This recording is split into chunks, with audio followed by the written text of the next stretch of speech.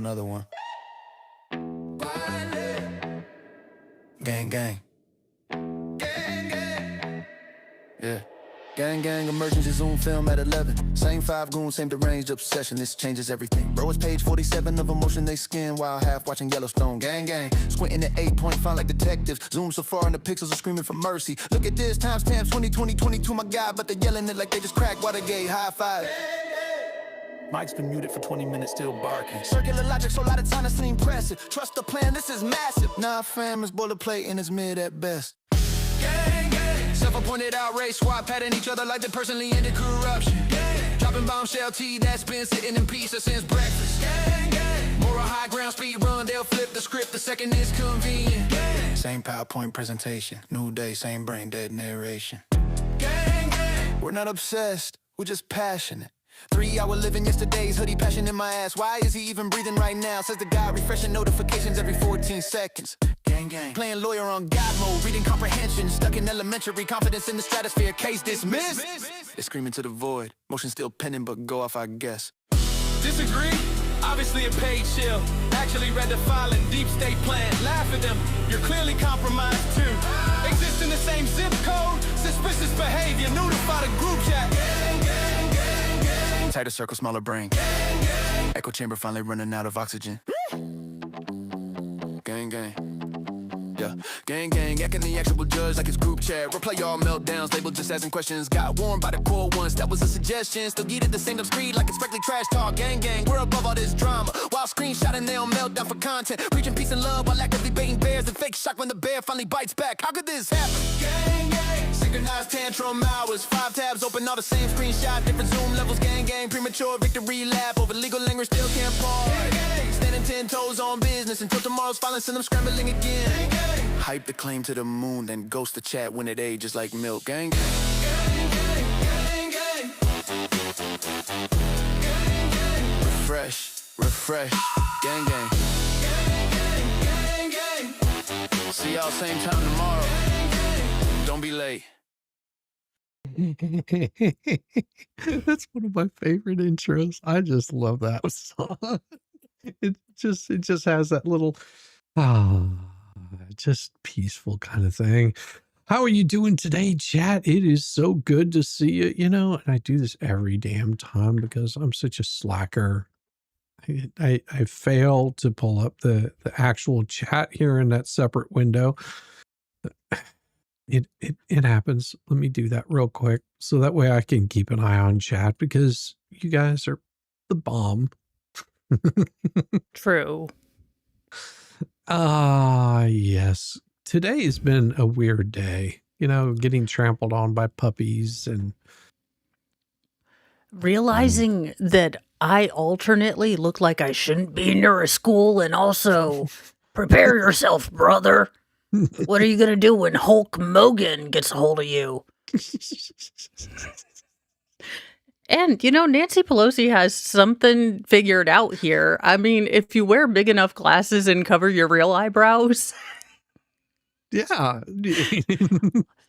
I've just been going up to myself in the mirror and being like, no more wire hangers.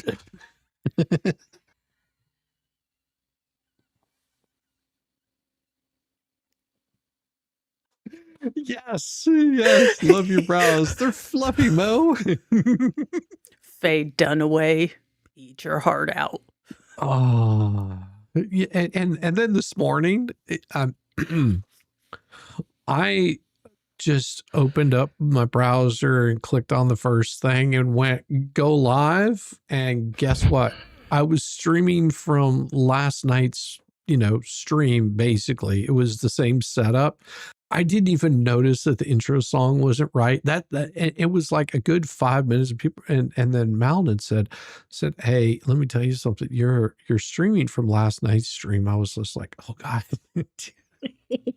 You're like, I'm a professional. I've got like 50 or 60 people waiting on me for this other stream, and I was just like, "Oh God, I'll forward everybody over there. Give me a second." I have had things not exactly like that, but definite things. And Ah, then I have learned that like if I'm dealing with something emotional, all the masking that I do, I don't. Like in the days that I'm processing my feelings. So I was like, oh crap, we have a so I was trying to mind my P's and Q's like if you're getting too irritated, you need to stop because monetization and kindness. oh, fuck monetization and kindness. Oh, With it. well, I mean, that was after I had already said, fuck you all the way off of fuck you mountain Commonwealth. And I'd like to kindly fucking unendorse myself from whatever, this witch hunt in, my name, as far as justice, I'd like to uncosign myself from this if possible. All Oh. while wearing these eyebrows.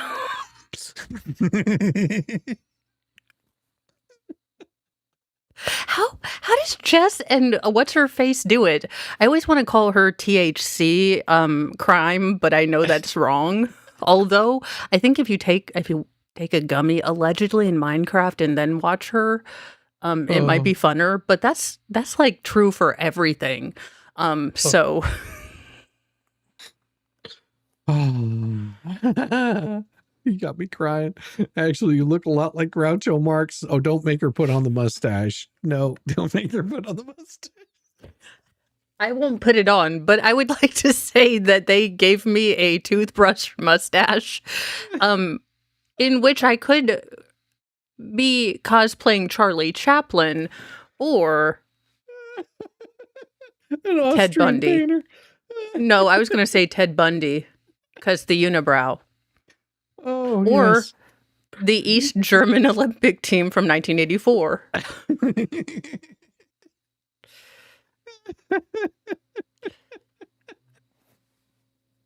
We didn't have cable. Communism. Oh, Dave is like, can't give me the straight face on our shoes. He's not losing it right now. He's losing it. No, that's okay. My kid was like, "What the hell are you doing? And what is wrong with you?" Of course, he might have been saying this because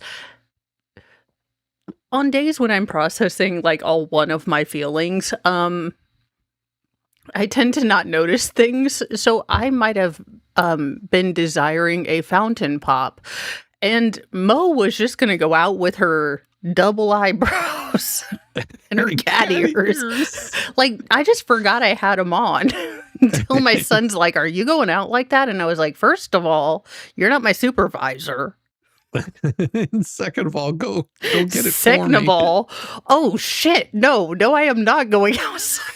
I'm just gonna stay home. Just gonna stay home." Martin Scorsese's sister.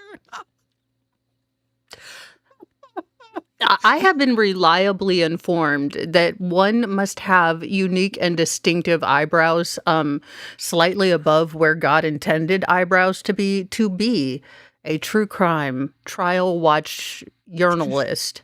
Trial watch journalist. Oh, she's the first. She's the first female No, journalist. I'm proudly the third. But I will tell you, after I put on the brows, I started feeling better than you pores.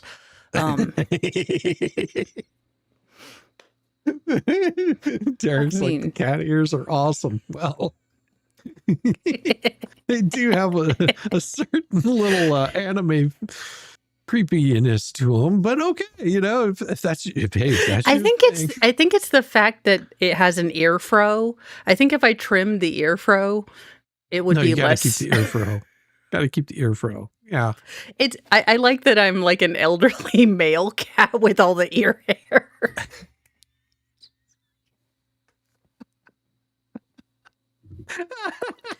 I mean, I don't make the props, I buy them, which probably leads to more questions. Probably. let's get this shit show on the road here. Oh my god. Let's move that there. There we go. Oh my. More of the insanity from the Owenses.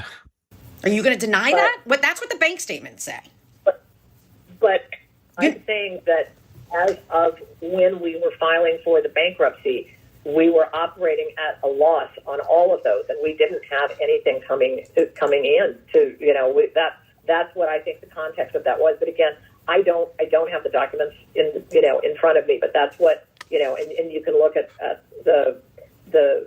And this is why she keeps telling you, get the documents in front of you. We're going to pause so you can go get the documents, lady. The statements, anytime we had any money coming in at all from the businesses, it was going right out to pay expenses. It was going right out. You understand the term gross income, don't you? Yes. No. And you read these, the forms that you signed. Gross. She's Gross like, my income daughter is- does not do OnlyFans. That is a smear campaign. All of our money is kosher, not Yeah. gross. It's not it. It's very kosher. Could be. It's so kosher that it. Never mind. Under penalty of perjury, did you not? I had worked with the attorney to, when he had asked me the questions and everything, and yes, I signed them, yes. Okay, and it specifically says on the form, gross income before deductions and exclusions, right? Isn't that what the form says? Well, I'm asking you if that's what all right, that's what the form says, correct?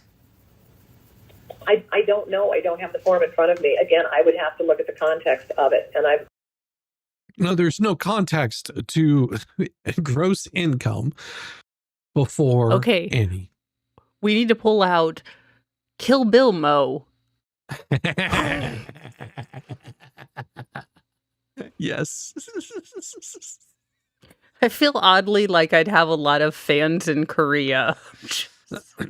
Where he's just doing this number. Or a bit like Steven Seagal, not gonna lie. I know you have to wrap it around so it comes to the goatee thing. Yeah, you have to. Oh, get it yeah. Yeah. Get ready with me as Steven Seagal for video will be out, Stacey. Well, and this is the thing, it's like they told her on those forms gross income before any deductions, and she's going, yeah, but as soon as it's coming in, it's going out. That's not what it says. It's not what any of this means. No. I'm trying to explain to you what the context was. That we did not have. Okay. You seem to have understood what was required to be disclosed when you filed the amendment yesterday, because you did accurately state that in the calendar year 2025, there was total gross income to your businesses of over $81,000. So you understood it yesterday, right? Right. But you didn't understand it earlier, even though you had an attorney earlier? No, because again, in the context of where we were when we were filing pause, the Chapter Shizzy. 13, we were not. I would have paid upwards of $1 to say, well, our attorney was Gingras, so I mean. Yeah, I mean, he explained it perfectly for us. Like we got the best of the DeVry lawyers. Deriding lawyers, you mean? I will say, I do feel bad for Gingras with the passing of his wife. I mean, that's no fun, and as much as I'll mock Gingras for being the dipshit that he is, I think that's, horrible. I don't wish that on anybody. That's a hell no one wants to walk through. And even if you're a douche canoe, it's still a hell no one wants to walk through. Correct. Yeah. But also, don't be a dick. Yeah, don't be a dick. People have a little more kindness towards you. In the context of where we were when we were filing the Chapter 13, we were not having. We had to file it because we didn't have real income baby. Coming in. That we were having losses. We were not. We were not profitable. We were losing money. It was a drain. So there was. That doesn't matter. They said gross income. Gross income. All those losses are accounted for whenever you're filing for bankruptcy. That way they have a full accounting of it, you dimwit. And I know, Derek, he wasn't their attorney, but Look, there is a point at which I give people the respect that they have given me, and these two have shown no respect. So I just start inserting my own comedy, my own funnier answers rather than what would be better or in line with reality. Yes, insert it into their face. Just like somebody. Wasn't any attempt to Phrasing. to hide anything. And as I say, we had filed as a personal bankruptcy, and I was thinking, like I say at the time too, that the LLCs were separate. Well, let me just ask you this. One of the things in the earlier Chapter 13 case, let's just look at, you were supposed to provide the gross income for part of 2025 up through the petition date, for 2024 and for 2023. Okay? Do you recall that? Okay. And this case, which was filed May 22nd, 2026, you were also required to provide 2024 income, 2025 income, and income for January 1st until the date that you filed on May 22nd, 2026, correct? If you say so. Well, you don't have your schedules. I'm going to ask that you go get your computer or whatever. I mean, you don't have hard copies of your filings in this case? No, I stopped trying to print everything out a long time ago because I don't want to know why you stopped printing things out. Please, you're making this longer than it has to be. No, I wanted to hear the saga of having to go to Staples and figuring out which cartridge goes with your printer. It would have been entertaining. I'm sure that the, vast smear campaign would have, led to her buying the wrong cartridge. And they really foiled her. Jan, you have to speak up. This is now the time to tell you about the grand Staple Office Space or Office Max conspiracy against you. Well, if you look, and I'm going to point in the right direction. If you look right over here in the corner, on my screen down here, you'll see there's just a little edge of a box right there. That box holds a drum for my printer, a new drum, because it has to be replaced after so many sheets of paper have gone through it, so it'll actually continue to operate and function properly. The amount of printing that I do runs in the hundreds of thousands of pages every year. So I have to keep one of those on standby, so whenever it craps out, I don't have to order a new one. Whenever it craps out, I can just rip the thing open, slap it into the printer, and continue printing. And I have backup cartridges. Like I said, I print a lot. Like I've got the big, massive toner cartridges, and because I do a lot of printing. I don't do pictures. It's just court documents that have to be printed off, mailed out to people. So people in court cases print out and save their documents? Yeah, especially Weird. hard copies. Now the hard copies, while in a court case, I've got probably, what is it? 4, 5, 6, 7, probably about 30 banker boxes filled with files that my wife has to keep for a certain period of time. And as one gets cycled out at the end of that year, or as those court cases drop off, because you're required by law to keep them for a certain period of time, after those drop off, then she's able to take all of those, and we have a nice big burn party and burn all those documents, or they go off to a shredder, whatever. But those documents have to be kept. I bet the burning document s'mores are awesome. They are. Let's put it this way: one year we had so much stuff that went into our fire pit that it actually cracked it. It cracked the stone on top because it burned for 3 days straight with a rain. Yeah, it got hot. I think that was the year that we burned ivy. Because you know how English ivy will grow up trees and stuff like that. Well, it had been growing for probably about, I don't know, 30 years or something. And so, I'm out there hacking it off at the base of the tree, like in the fall of one year, and by like summer of the next, all those big chunks of ivy that had nowhere to latch onto and it pretty much died off from the main root were falling off into our yard, and then we just break them up into small pieces and burn them. Yeah, that like I said, burned for 3 days. It started at 9 o'clock in the morning on a beautiful day, beautiful fall day, and by 9 o'clock the 3 days later, after a rain, I went out there and stirred it up, and there was a flame that came out of it. I was like, oh, it's still hot. Look at that. Eugene Levy? You got it now. How Mo looks like, the dad from American Pie. Yeah. Eugene Levy. Jason Biggs is in fact related to me. I can come out of the closet now. How do these ladies take themselves seriously? I mean, you have to objectively look in the mirror and think, this looks kind of stupid. Loud Little Duck says, Mo, who's your eyebrow person? I need an appointment now. They are viewed a must. Well, if you, on Prime Day, search for fake beards, as is a must for everyone's Prime Day list, you will find a package full of an assorted, face merkins for you to wear. And I got them for like $7.99. There's been a couple of times that I've been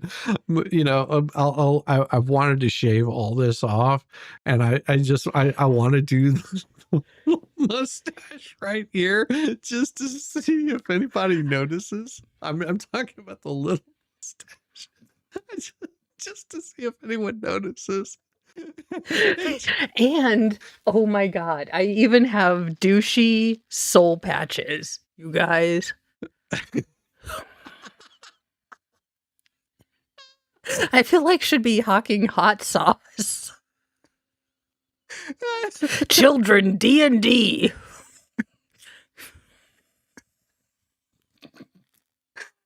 See, I can't. Oh, and I was telling everybody that what I was going to do is I was going to shave it off right down the middle, and then just have like the side profile so you could see one side with the beard and one side without, and go, which one do you guys prefer? I like it. Chat interaction. That's what they keep telling me in those emails YouTube sends me about how to be a better creator. Oh, they actually send stuff to you? I'm kidding. Chat, you are the best. Oh. Can you pull up on your computer while you're on the phone and pull up the documents that you just filed yesterday? Hang on a second. We need you to do that because you are sitting here claiming to be ignorant about documents that you've signed and filed, in this case, yesterday under oath. I'm not claiming to be ignorant about anything. You're saying that you... No, you're just ignorant. Your Honor, I have never acted a day in my life. I am, in fact, 100% certified stupid. My doctor said so. I have a diagnosis. I've been tested. And it runs in the family. Ask my daughter. It's hereditary, and I helped. Don't remember, but this is something you filed yesterday. Go get your amended schedules, please. You were asking me about what had been filed in 2025 in the Chapter 30. Don't argue with her. Go get your fucking schedule, lady. That's what she needs to say. Hey, how you doing, Tammy J? That's what she needs to say to her. Is like, no, we're not doing this right now. Go get your computer. Yes. Like, you're sitting here arguing with me on this shit, and I'm not going to play it. You're feigning ignorance of, you have no idea what you signed. Well, we're going to show you exactly what you signed, what you filled out, and then you're going to have all the documentation right there in front of you, and you'll have no excuses. You fucking twat. 13, that was the last thing you asked me. No, I was asking you about, I said you had to, in this case, also disclose your gross income for businesses. I just asked you that, and you said if you say so. And I'm not gonna work like that. You need to have the document in front of you that you signed under oath, so that I can examine you about it. So Okay. What? So can you just finish the question for me? Can you just finish the question, and I can see if I can perhaps answer it in that way?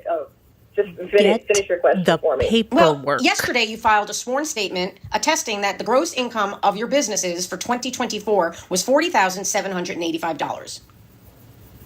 Right? Okay. Is that correct? Okay. Yes. That same information was omitted, was not disclosed in your Chapter 13 statements. Would you admit that? Again, I believe it was because of the LLCs and the differentiating between the LLCs and our I'm not looking for excuses. Situation that we were not. Okay, that I understand. Right, I understand. However, if you look at the question in the Chapter 13 statement, it's the identical question that you answer in the Chapter 11. They are the same exact wording, the same, asking for exactly the same information. In the Chapter 13, you disclose nothing, and now in your amendment from yesterday, you disclosed over $40,000 of gross business income. Could I imagine this person questioning Elemental P? This same person will be questioning Elemental P. This is the same kind of person that is going to be questioning her. I mean this is what the people over there don't understand.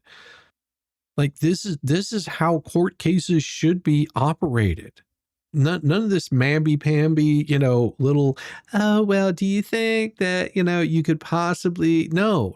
Whenever attorneys are asking you a question, they do not like beating around the bush with it, because time is money and you're wasting time.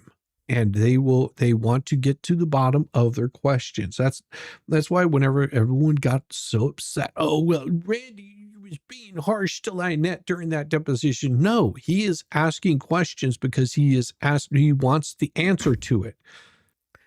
Yeah, and most people don't start out as irritated, but you continue to obstruct, they're going to start getting testy with you.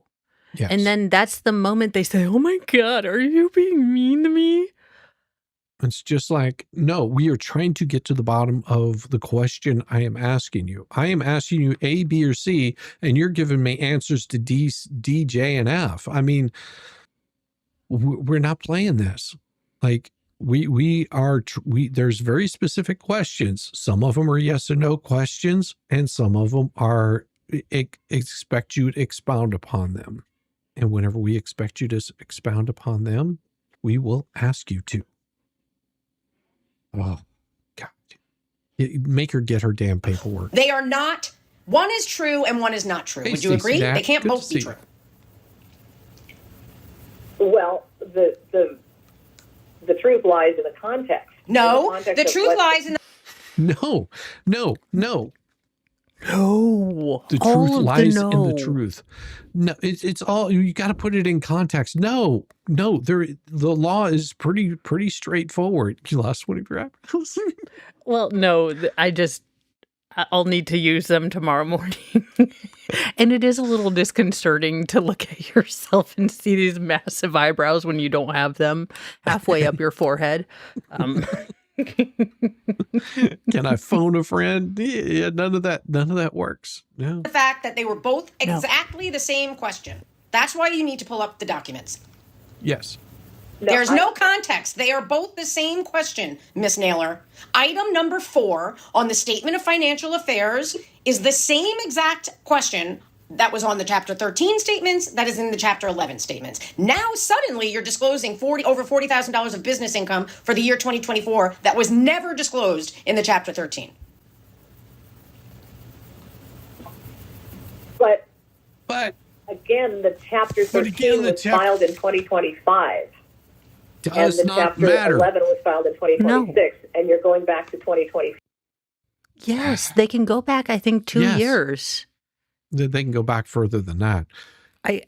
The question is, though, in 2024, was this your income? In your Chapter 13, you answered this way. In this case right here, you're answering something completely different. That is a problem. That is why we're trying to get to the bottom of this, because not both those answers can be true. That's what she keeps telling you. And you're failing to understand this, you dumb nitwit.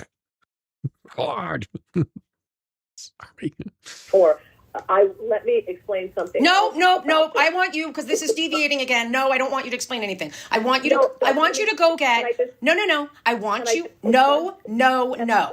I do not want clarification. If I need clarification from you, I will tell you. I am getting frustrated with you because you don't have the schedules in front of you. So why I'm going to ask that you pull up, go get your computer, or I don't know if you have a desktop and you and Mr. Owens can move over there, or if you have a laptop that you can put in front of you. But I need for you to pull up docket number 78 that was docketed yesterday in this case, and then I'm going to also ask that you pull up your petition from the Chapter 13, and, well, for right now, that's what I want you to do. Can you do that? I'm wondering about where we can get the petition from the Chapter 13.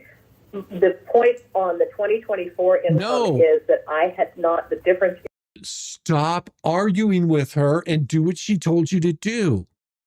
But the point of no, I don't know how I'm going to pull that up.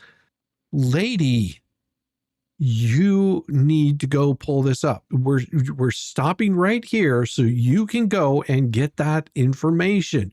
Until then, we are at a standstill. If we need to, we will sit down and present all of this stuff at your inconvenience. We will bring you into our office. You will have to sit in our office, and then we can show you the documents so we can get this on the record. This isn't like you're having a conversation with Marge down the street. This isn't like you're talking to your buddy at the supermarket. This isn't like you're standing out in front of a gun store doing your little Karen thing.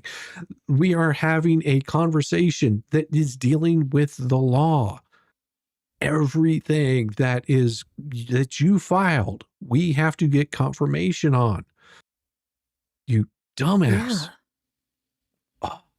Is that I had not, when we filed for Chapter 13, I had not done our taxes for 2024. So I did not have the accurate information for 2024. Yes, you did. You had your bank statements. You had every single bit of information in 2025, whenever you initially filed this shit, you had that information. It was no different than whenever you did it in 2026. All the bank information is still there. Her mouse is struggling. Oh, she's just on that mouse. She is clicking that thing. She is so pissed off right now. When we filed for the Chapter 13, and we also felt that we were filing for the LLCs and not for that had nothing to do with our personal situation. So the 2024. So then when we did file the Chapter 11 for this year, I had at that point done the 2024 taxes and had a chance to look more at what the actual income was.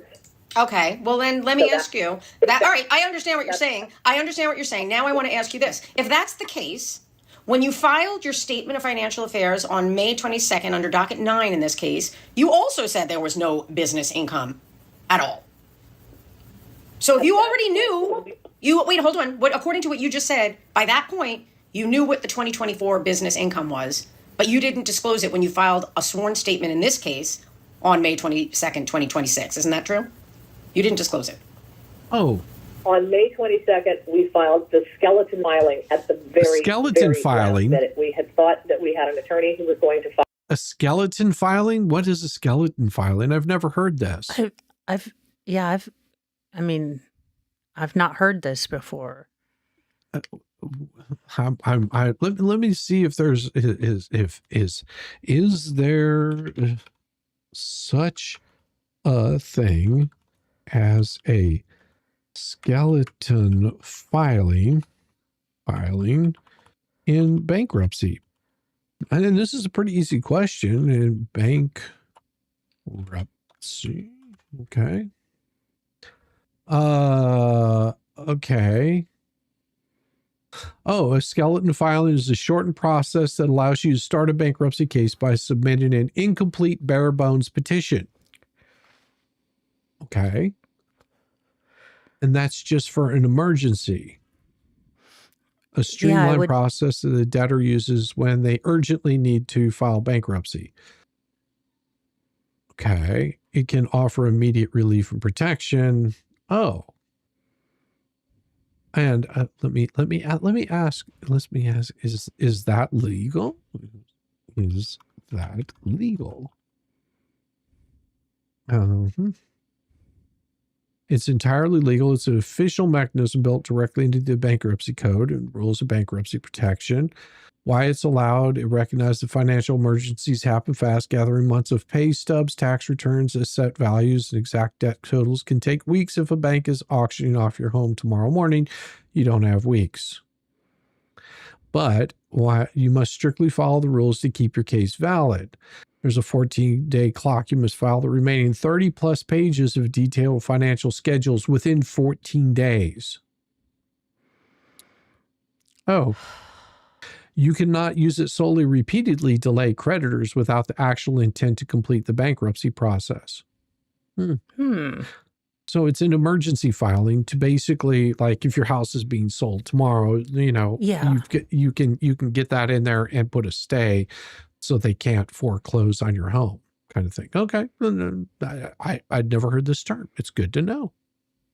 How many bankruptcies you filed? Chapter 13, now Chapter 11. Well, yeah.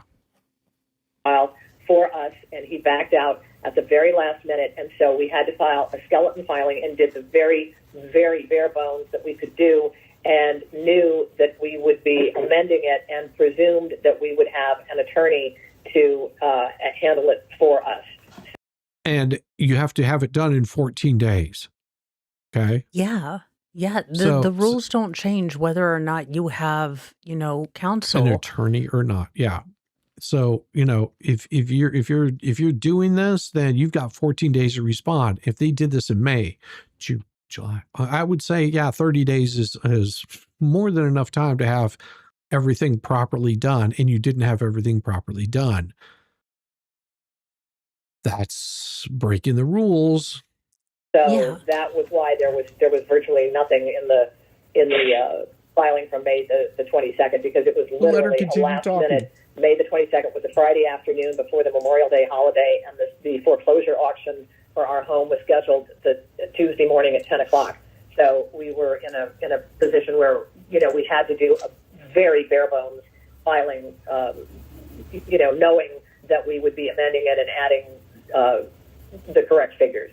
In 14 days, which you didn't do. Yeah. Oh. The rules apply to you, Jan. Well, you didn't say that. In response to the question, did you have any income from employment or from operating a business during this year or the two previous calendars, you answered in the affirmative no on a sworn statement. You didn't say yes, but I will amend to give the information. You said no, correct? That's what you said. Well. Yeah, no, is that what you said? This is why you make her go get her goddamn... Sorry. Or go get her computer. Are you going to deny? I'm looking at it right now. You said no. When you've in docket number 9 filed under penalty of perjury in this case, you said no, there was no income from operating a business during 2026 or the two previous calendar years. And that would have been that was a false statement, correct? And that was what was on May 22nd? Yes. Well, that was the skeleton filing that I understand. No need to repeat. But I'm going to ask you this. It's still a false statement, correct? Correct. Okay. So you didn't indicate, we're going to amend this. You just said no. She actually got an affirmative answer out of her. Holy cow. Holy shit. I'm amazed. Jan, you managed to get an affirmative answer out of her, and guess what? The whole sky didn't come crashing down on her. It might later, but in the meantime, we can get through to the next question. There was no business income. Yes. Well, that was a mistake. That was a mistake on my part, and as I say, we were racing to get it down to your building because we had been under the impression that it could be filed electronically. Okay, I don't need to know. That's fine. Okay. However, I do want to point out that if you look at item number 5 on docket number 9 filed in this case, you actually say that the gross income from business for 2026 was $12,500. Now, where'd you come up with that figure? That figure was because we had leased a pony earlier in the year. Well, we know that, and you're talking about the lease for Frosted Flakes? Yes. And so you said your business income that you list here on docket number 9 was only $12,500, and you say that that's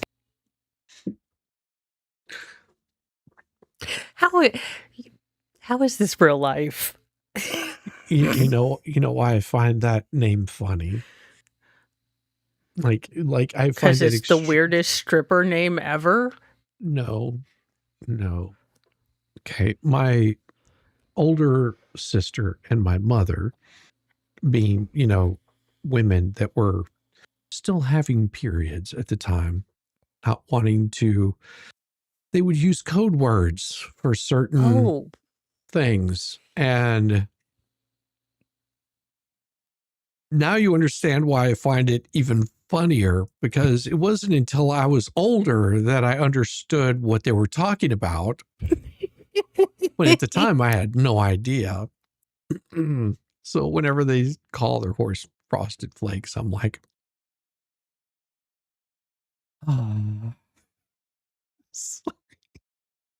something. based on the lease of the pony Frosted Flakes. Am I understanding that correctly? Yes. But the fact of the matter is that you were actually paid $25,000 for the Frosted Flakes lease on February 27, 26. So it wasn't $12,500, it was actually $25,000, right? Correct. And the reason that we stated it as $12,500 was because it is for a year-long lease, and I believe we were interpreting the income that up until that point as it being 50%. So in other words, it was, half a year had gone by, and so half a year was $12,500. Okay. But you did not include any other income for 2026 besides this $12,500 on your original Chapter 11 Statement of Financial Affairs, correct? Correct. And outside of the pension and Social Security income, that's basically the case. There have been some contributions to the GoFundMe this year. I think it would be under $1,000 for 2026 because it has remained up there. There would be the pony lease, the Social Security and pension income for 2026. Some like I say, under $1,000 for the GoFundMe. And well, let's back up. Let's back up. Okay, let me back up. When you filed the Chapter 13 case, you never disclosed the GoFundMe funds, did you? No, we didn't. It was my understanding at that point that those were the GoFundMe is considered exempt, and it's considered more like a gift as opposed to income. Oh. And again, it had all been, the majority of it had been already exhausted, 6 or 8 months before, 6 months before the filing of the Chapter 13.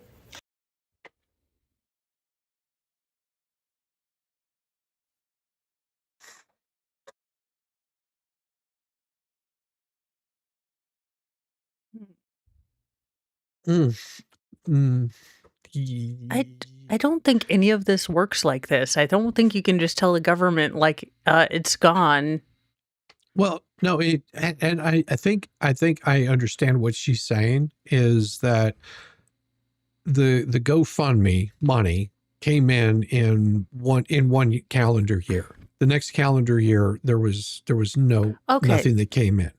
And that would make sense. I think she's right on that. I could be wrong, but I think she would be right on that. Like, the GoFundMe is still up. This is how much was raised, but it's not, there's no more coming in, except for recently we got 1,000 that came in. At the time that we filed, there had been nothing added to that. That could make sense. If that's your understanding, why did you disclose it on the filing yesterday?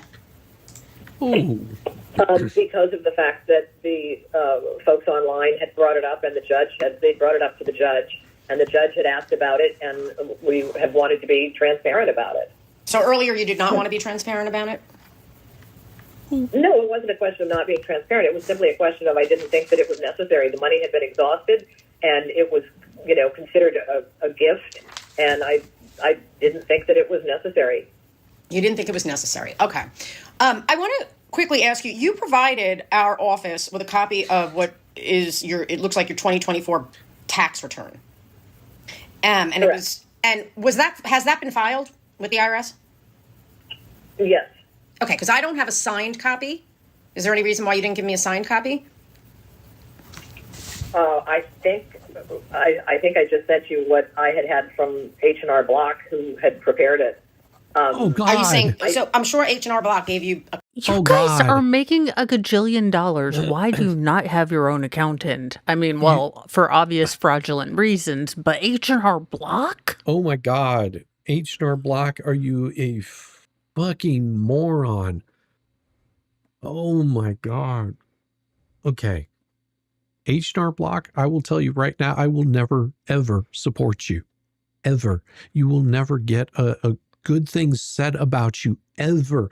Do you know why? Because you fuckers cost me $15,000 fucking dollars. Okay? I have nothing good to say about you. You know why? Because I was bringing my taxes into H&R Block to have them do it ever since I'd gotten out of the military. And then one year, they decided to pull some shady shit and file my taxes wrong. And whenever I went back to them and I was like, you filed this stuff wrong, you need to correct it. I owe the IRS money, and your guarantee says that you will get this taken care of because you filed shit wrong. You know what H&R Block did?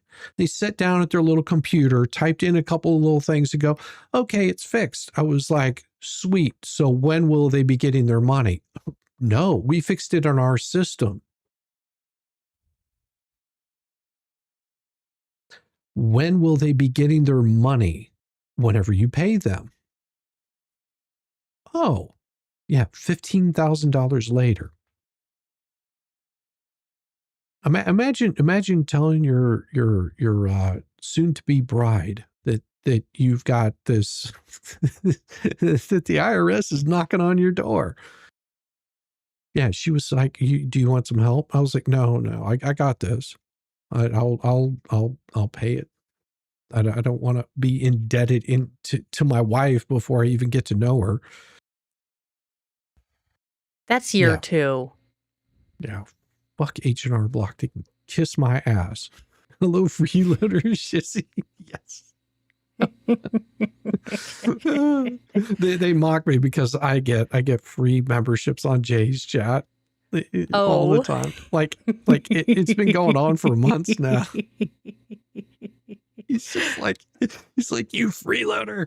I'm like, yes, I am. Oh, when they said Rice Krispies, someone was headed to the gynecologist.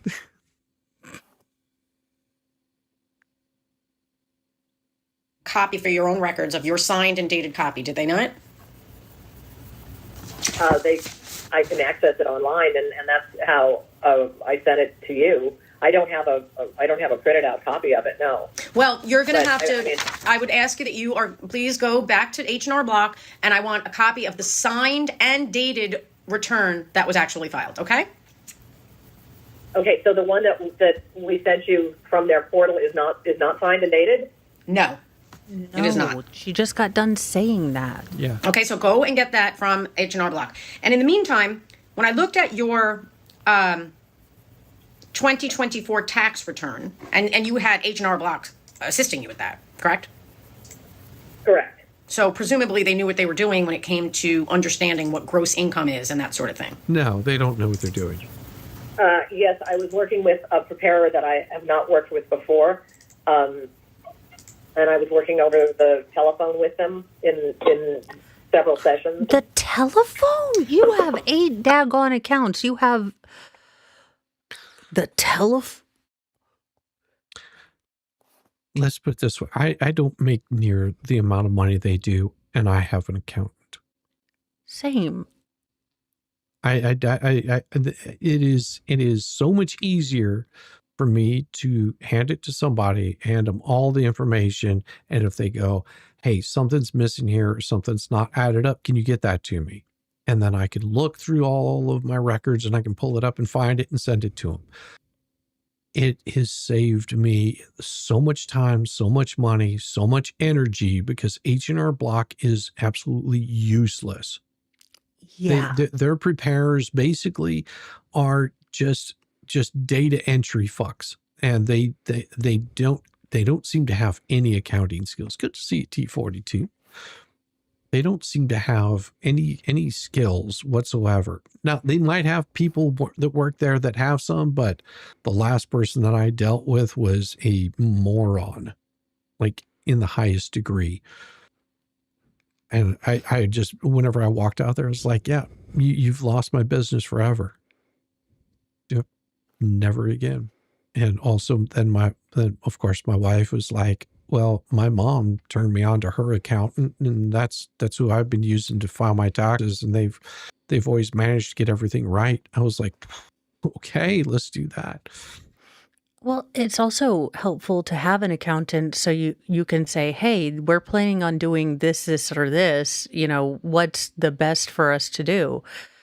I mean, people who don't have that much money but do have responsibilities or want to save a little, these are conversations that we have with people because we want to be responsible. I didn't know that like responsibility was optional. I thought we just all had to get it. Like apparently you can opt out. You can opt out to responsibility. Well, up until the point where you find yourself living on Skid Row. Well, that or you decide to be shady and invite the feds into your bank account. Yeah, let's do that instead. Okay, so the 2024 tax return shows, let me back up. On your most recent amendment to the schedules, you claim under oath that gross business income for 2024 was $40,785, correct? Again, I don't have the return here, so I'm relying on you. Make her go get her damn laptop. Make her. For the love of Lenovo, that's not the go return get it. I'm referring to. I'm referring to your schedules that were filed yesterday, that were docketed yesterday. Oh, okay. Do you have that copy up now or no? No, I don't. I think we're going to have you come in for a deposition, ma'am, because this just isn't working. I wanted this to work where I could just go through the questions. I thought you would be more cooperative in terms of, admitting to the things that you signed under oath. But, you sitting there saying I don't have a copy of it in front of me is just not going to work. We can have you sit in front of me and I'll put these documents in front of you. Told you. Your recollection, though, is it not that you said that for 2024, you realized gross income of over $40,000 from your businesses? That's what you attested to under oath in the amendment that was docketed yesterday, correct? Yes. Well, your tax return claims that your total gross business income was just about $6,000. Are you aware of that? I'm wondering whether you're looking at... Go get your laptop, lady. The after expenses. No, let's back up. You had an accountant do your tax return, and I think it's fair for us to presume an accountant understands what gross receipts means. Gross income. So I'm looking at your tax return that you say was already filed. The gross receipts that it indicates for 2024 is only $6,704. That's what you filed with the IRS. That may be for just one of the businesses. I'm not sure. I had looked at it and I looked it over twice and it seemed okay. So I'm not sure. Well, I'm looking at your tax return. I'm looking at your tax return. She's checking her list. Checking it accountant twice. that assisted you. Gonna find out where's Fraudy or nice. And Fraudy Town is coming to town. Sometimes money laundering is hard. Allegedly in Minecraft for comedy purposes. Even H&R Block understands gross receipts, gross income. Yes. From H&R Block, listed statement of profit and loss first for Nobody Told Me, LLC, which realized gross receipts in 2024 of $6,704. Okay? Does that sound about right? Shizzy pause. Right. Okay. The absolute karmic, and just literary gold of having one of their businesses being nobody said anything or whatever the fuck was that trite ridiculousness. Well, nobody said anything. LLC was their little podcast thing. Yeah, no one has ever told them, stop, don't do this. This is a terrible idea. Yeah. It works on so many different levels. Shizzy sounds like a promise for a new song. There always is a promise of a new song. Okay. Now, the next page on your tax return says Quartet Farms, LLC, and there's 0 for gross receipts in your tax return. The next page, you also have Lizmax, and that has no income. So let me ask you, where did you come up with this figure in the amendment that was filed yesterday showing $40,000 of gross receipts? And this is for 2024? Yes. Okay, the 6,704 for Nobody Told Me is, I'm sure, from the, whatever you call it, the 1099s that were for that. For Quartet, in 2024, again, I would have to look at my my records, but we were running at a loss. And I understand, Miss Naylor. You keep trying to disregard my emphasis on gross income. I asked you earlier, do you understand what gross income means? Do you understand what that means? Yes, I do. Oh, wait, hold on. So what is your understanding of gross income means that it's the total receipts that the business gets before paying out any bills, right? Correct. Okay, so you keep talking about how you were operating at a loss. It doesn't matter if the business is operating at a loss. Gross income is the revenue that was generated, and you. Yeah.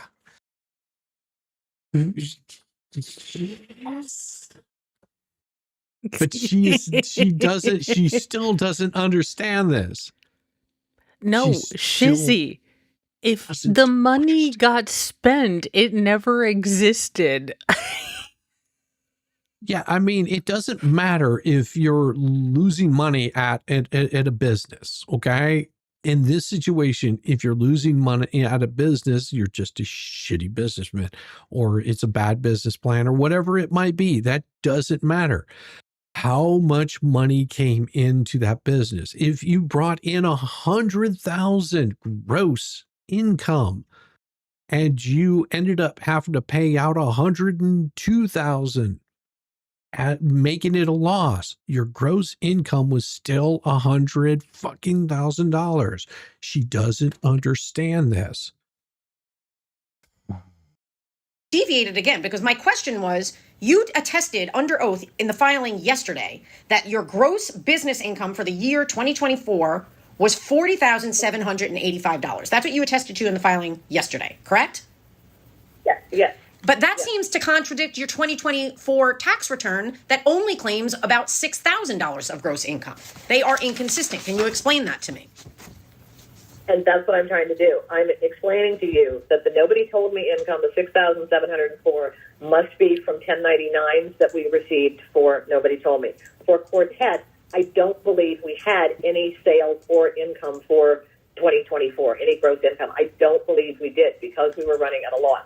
As far as you can't be. So you were paying a business not to operate, is what she's saying. Yeah. Like that. It would be like owning a car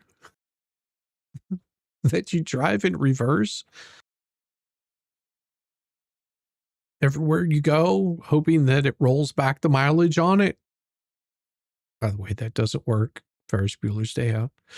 Oh, really? I figured it was probably, like Hollywood, mostly a lie, but I'd always kind of kept it in my back pocket in case I ever needed it. Damn. No, it doesn't work that way. There is a way to roll back an odometer, and it is highly illegal, and you will get your ass in all kinds of trouble if you do it. All the fun things are. Yeah. Yeah. There's, Liz Max is concerned, we would have had, and I know that I had given the tax preparer the details on the revenue that we had gotten from Liz Max, because we did have rental income from Liz Max, and so I'm not sure how she interpreted that, or whether that was a mistake in her. Oh, okay, you want to say, so you're saying the accountant made a mistake, like the lawyers in the past?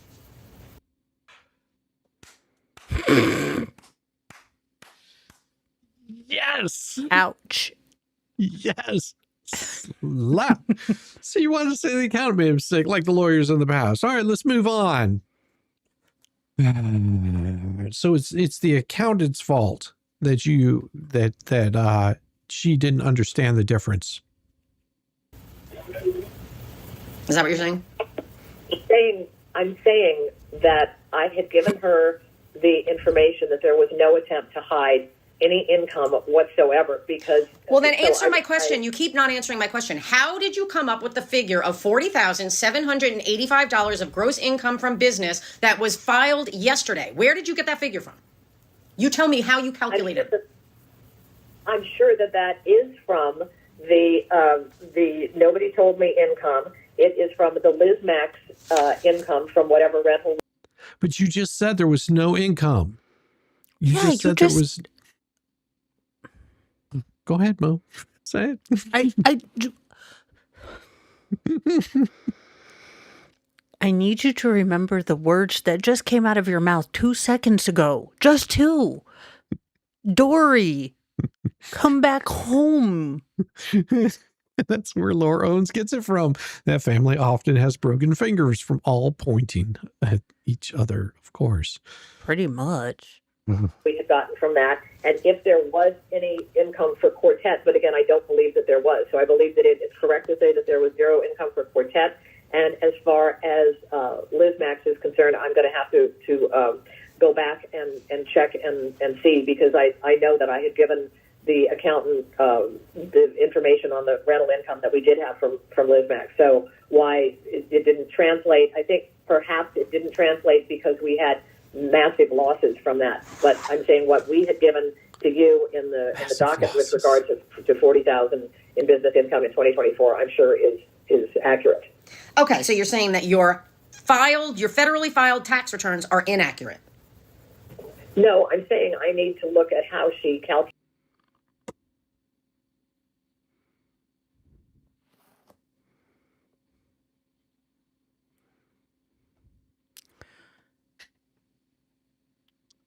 Can somebody explain this to her? It's called an amended tax return. Yeah, but that's the problem.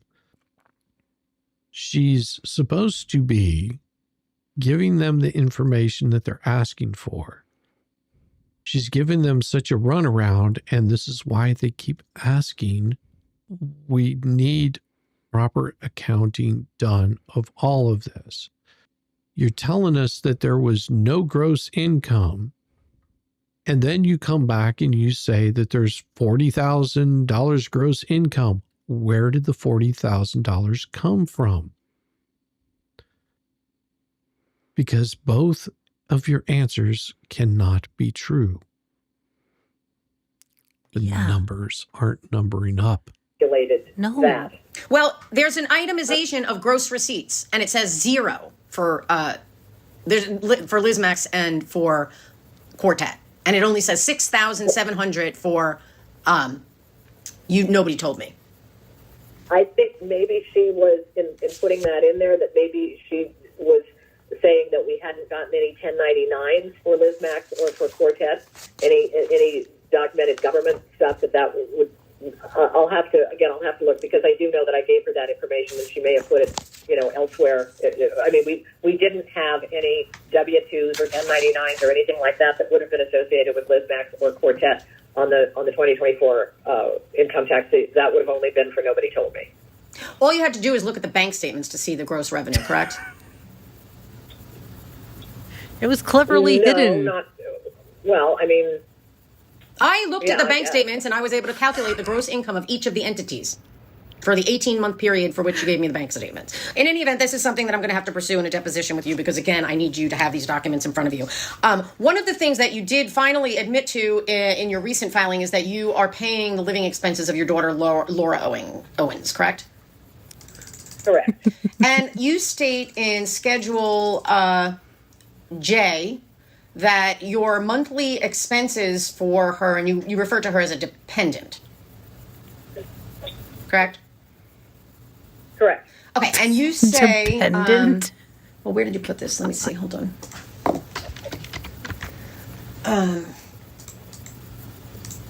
One second.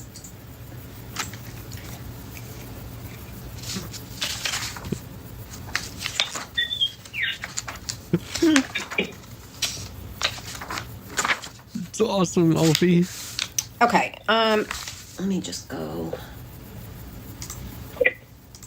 Jansen, girl by the U.S. Attorney. Jen. Excuse me, who is that? You, Miss Naylor, speaking? No. Not me. Not me. Somebody just again. Somebody in your office, Talk to Jan. your office. They're talking about an attorney, for the love of goodness. Jan. Yeah, they can't seem to figure out the mute button. Okay, I am looking at your statement of financial affairs that was docketed yesterday, and it says that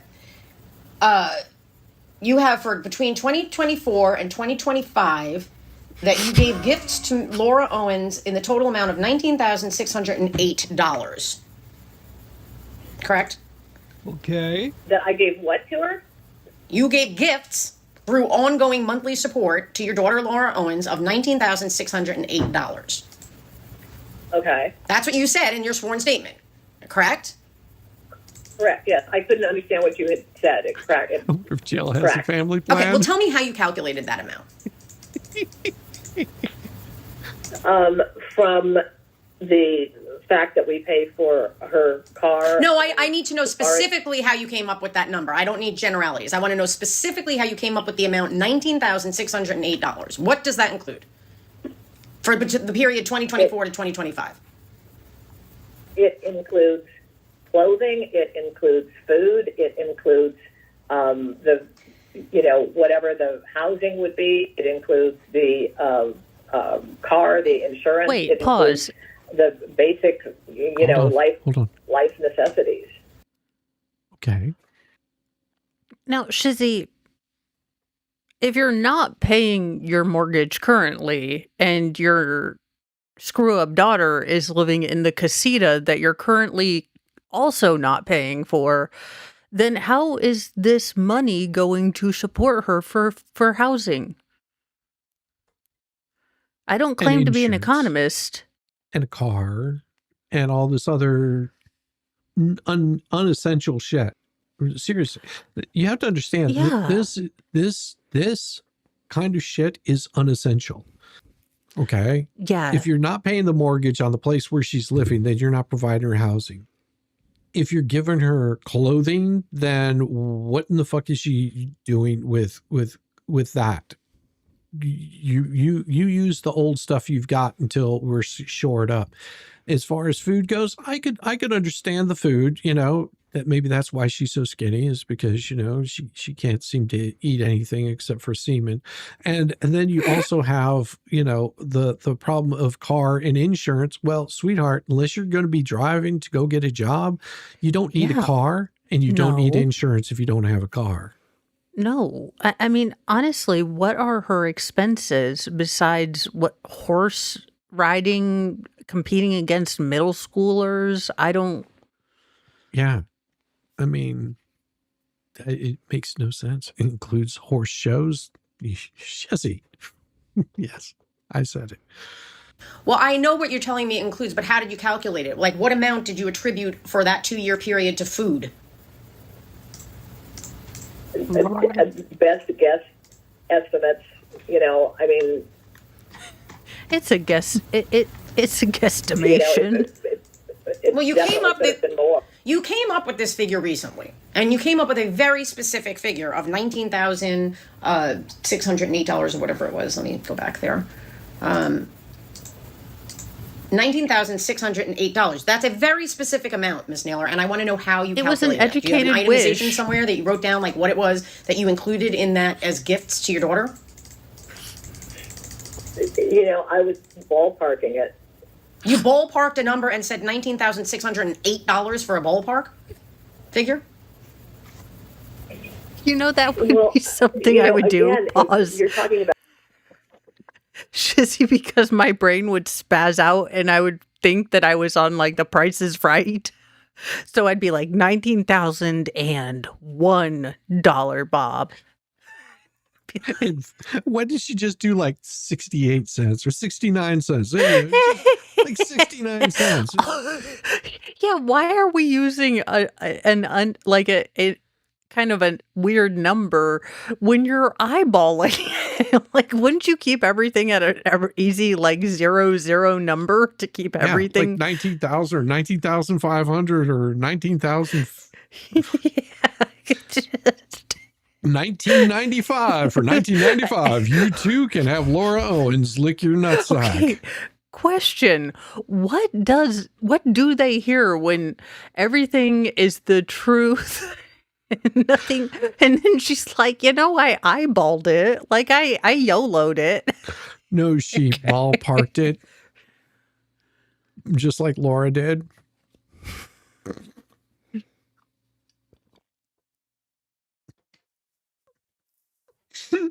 Just why can't You gotta have a place to park the balls, man. 69 ballpark. Day-to-day living expenses and having to go back. No, and I'm figure asking out, you, you just said that you ballparked a figure. If you were going to ballpark a figure, wouldn't it be a round number? You said $19,608. That's a very specific number. How did you ballpark a figure at $19,608? Just again looking at basically like the cost of the car, the cost of the insurance, the estimated living things. I mean, and just what she would have been entitled to. I don't run a calculator and keep track of everything. I was trying to estimate that this is. So you gave an amount of $19,608 for as a ballpark figure. Is that?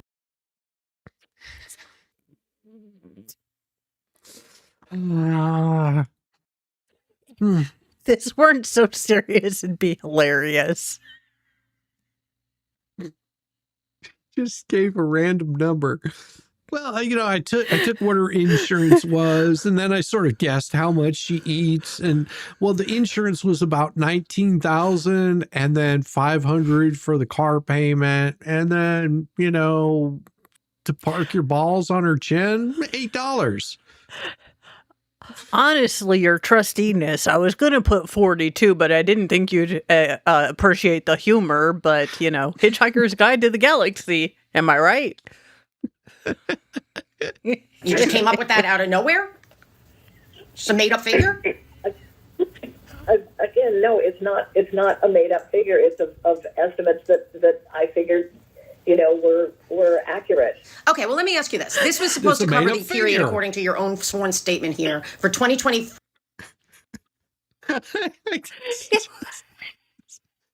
So you made up a figure. Exactly. No, it was an accurate, educated wish. You can't ballpark a figure.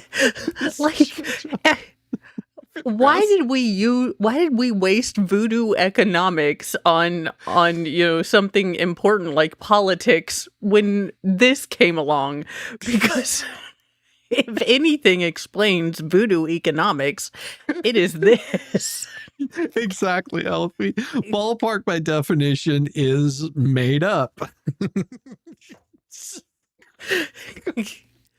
I can't. This is just.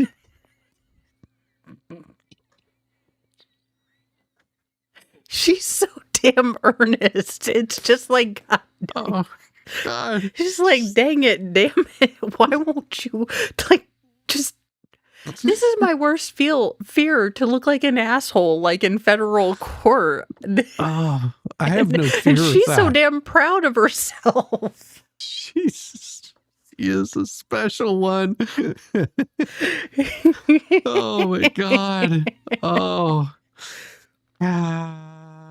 You know what I need to do? You know what I need to do?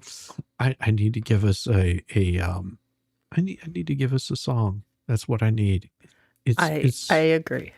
I think it's time for a song. It'll be special, of course, as it always is. And I'll get you in here in a second, Mo. Give me a second. I have to remove this one and then actually add Mo in like she's supposed to be added in here. And why did it not? That didn't work either. Add to scene. Why is there? It is. There she is. There we go. And for whatever reason, it kicked her out whenever I did that. Damn it! But she'll be back on. But I will. In the meantime, I will give you the song because I think this one is pretty good. I think it's called what should I say this one is called? It's called Tonsil Deep and Trouble Bound. She said, let go. You heard. Let's lose everything. This ain't foreplay. This is premeditated seduction.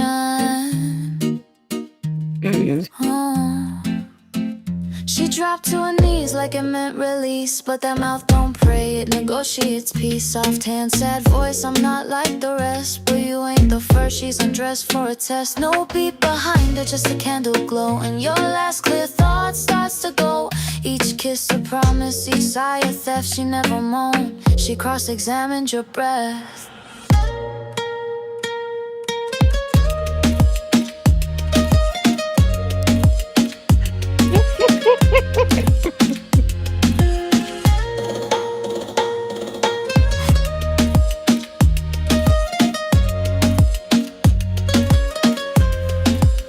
Now she sways to the rhythm, hips on sync. You still think it's love, she's watching you sink. Said hold me tighter with the devil's tone, while reading your eyes, eating your bones. She don't cry, she simulates, with body rolls that litigate. That pulse you feel, not just desire, it's the beat of your name set on fire.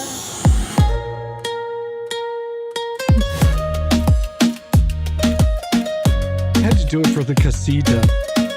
Yes.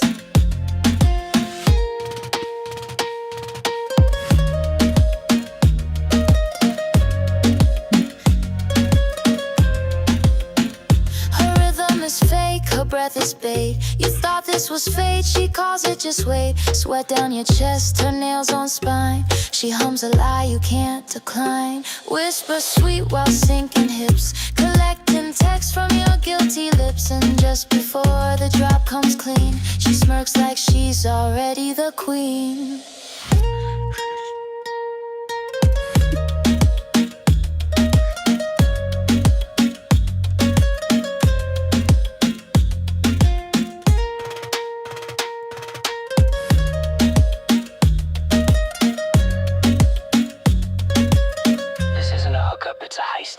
Tonsil deep and trouble bound. She took you low, now you can't rebound. Thought it was lust, it was plain assault. You gave her your heart, she read you your fall. She moves like fire, voice like glass. Her lies come tight and shaped to pass. No baby talk, just damage control. She's got you moaning inside a roll. And when she gasps and pulls you tight, know that grin ain't post-coital right. It's a trap disguised as touch and sound. One beat away from takedown ground. She said, you felt that? Yeah.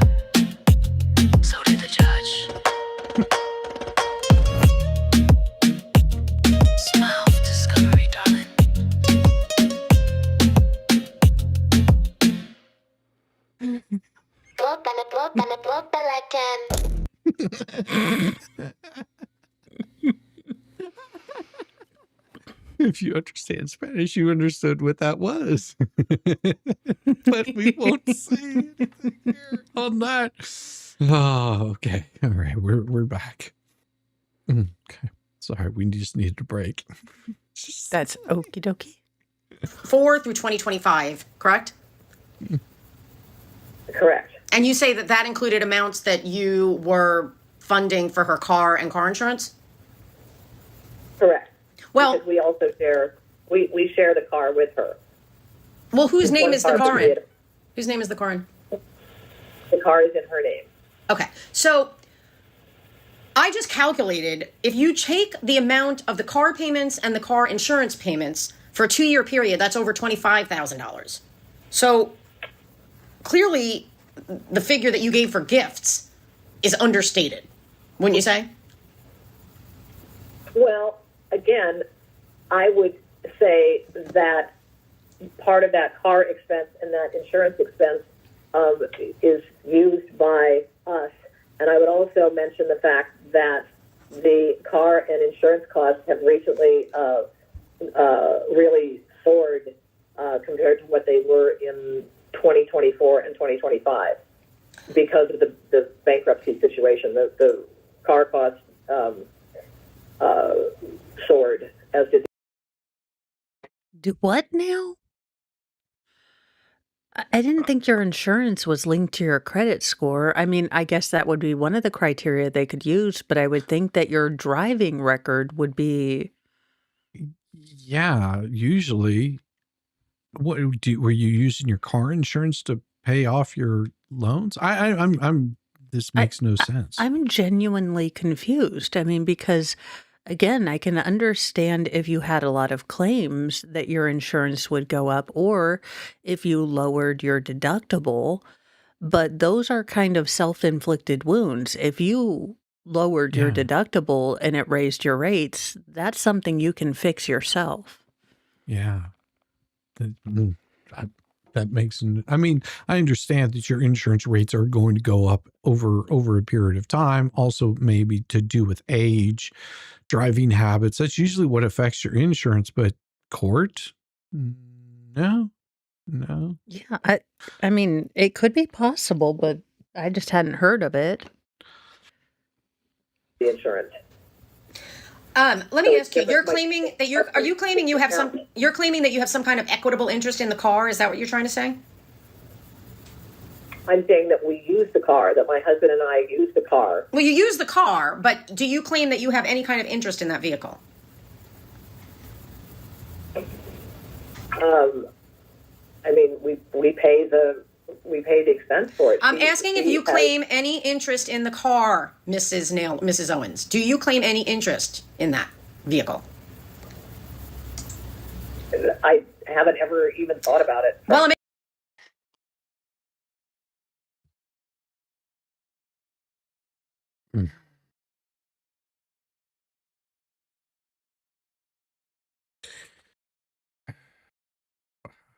I get this headache that's starting right here.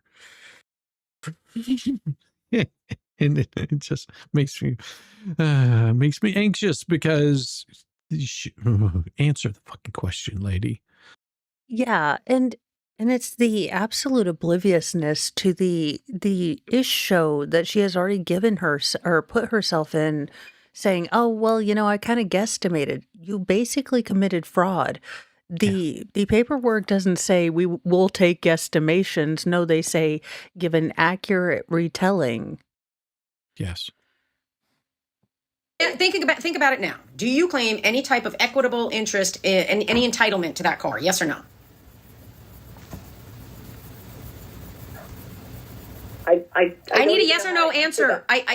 You either do claim that you have some kind of ownership or equitable interest in the lease, or you claim that you do not. Which is it? Well, I think that legally, since my name and my husband's name are not on it, I would think that legally, no, we don't. But from a practical standpoint, we pay for it. So, well, you pay for it as a gift to your daughter. You said that's what you included in the gifts that you listed on the statement of financial affairs, right? Yes. Well, let me ask you, when you put down in the amount of, and I guess what I'm going to have to do is ask you formally for documents, and I'm going to be asking for copies of all the insurance between 2024 through today, so I can see it precisely. I mean, you're claiming that it's soared, that all of a sudden it's a much higher amount. But I want to know how much you have been paying exactly on insurance and the vehicle lease, so we can figure out how you came up with this $19,000 gift figure. But I'm wondering, does that figure include the $3,500 of payments you made to your daughter's criminal defense attorney in July of 2025? Oh.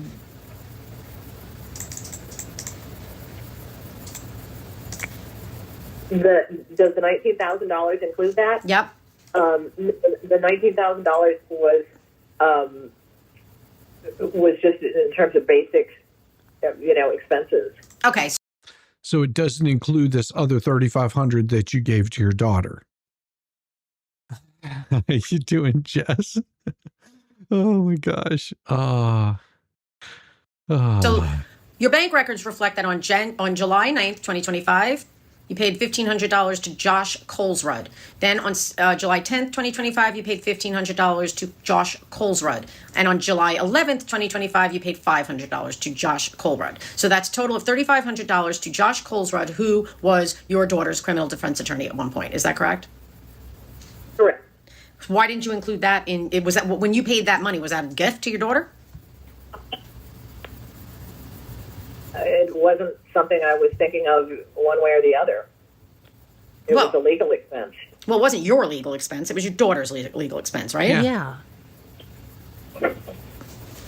Correct. So why isn't that included among the amount that you gifted to your daughter on your sworn statements? Again, because I don't really consider that a gift. I consider that a legal expense. Of your daughter, correct? Well, you're going to you're going to claim, wait a minute, just stop.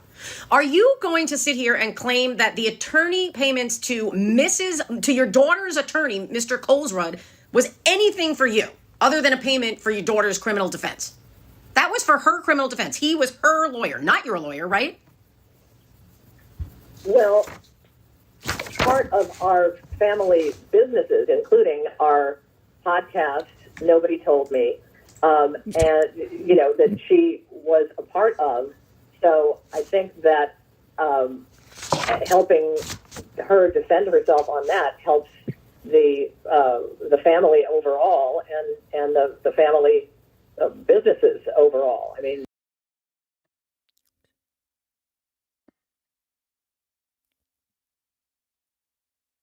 this is such horrible math. This is so horrible. Your lawyerness, this is a totally different expense. And the honor of our podcast was on the line, your lawyerliness. I don't think you understand the stakes. The stakes. I mean, we had a business to run, and all these online people were making it difficult for me to do basic fucking common sense math. Because for fuck's sake, if our daughter goes to jail, what happens to our podcast? It goes down. I felt that we owed this to her. You owed it to her for nothing. You owe her absolutely nothing. Here's the thing, and I don't talk too much about this, but I have a legal defense fund that I have set up, and it does nothing but go for anything that some asshole wants to try to come and sue me over bullshit. That money sits there for that. My wife knows it's there. That money, if something came up, that's what that money goes for.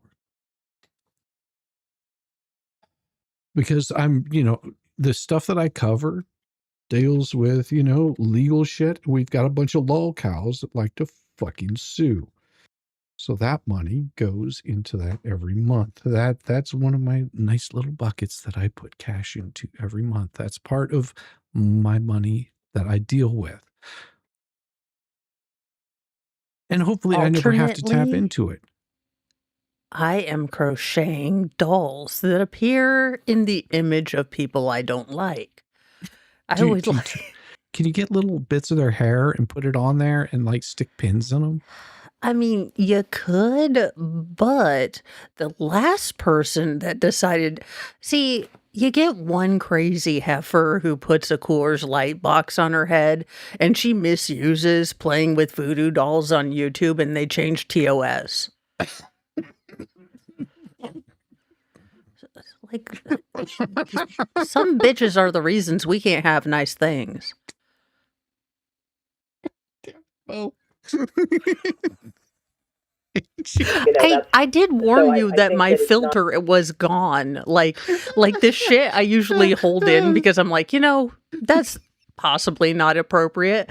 While I'm processing my feelings, no filter whatsoever. I love it. I love it.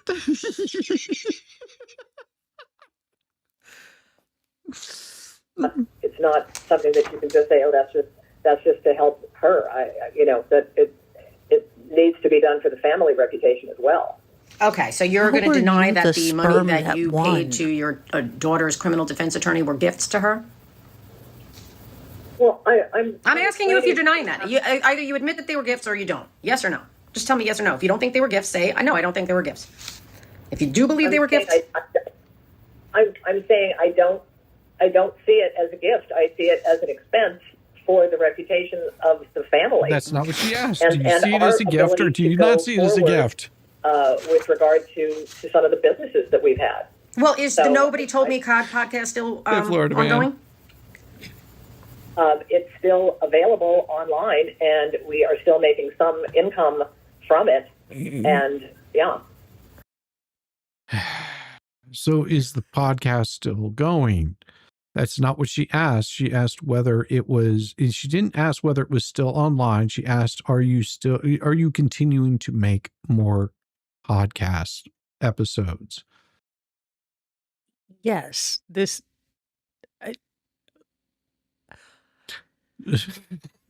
listen to the words that are coming out of her mouth hole. You have two of these holes on the side of your head that are in theory for listening, but they would have to be connected to any gray matter, and thus far, facts not in fucking evidence.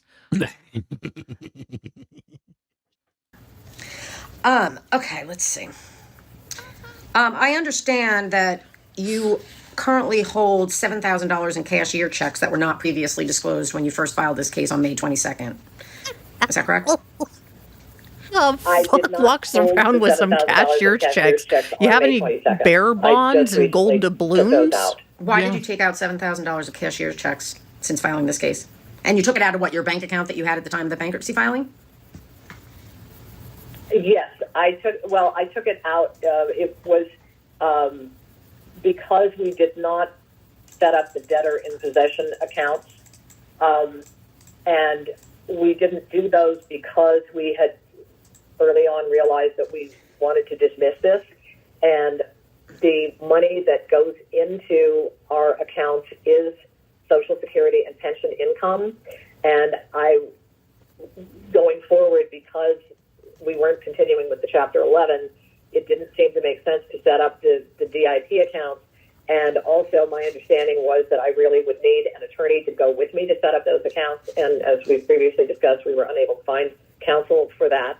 So I didn't know whether that was actually going to be required of me since we have filed for dismissal. So I wanted to protect the money that had been in those accounts and to take it out as cashier's checks that I have on hand. If it were to be required that I set up the DIP accounts, I wanted to have that cash available. Or Hiding assets. Yeah, that's I know of an attorney. I know of this attorney that filed bankruptcy. And whenever they filed bankruptcy, they didn't include in that bankruptcy the stocks that they held.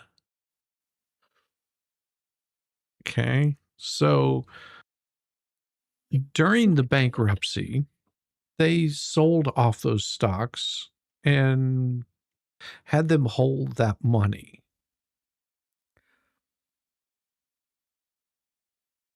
Well, the bankruptcy court found out about it. Yeah. And they charged him a little bit extra more money. And he lost that income also. Yeah.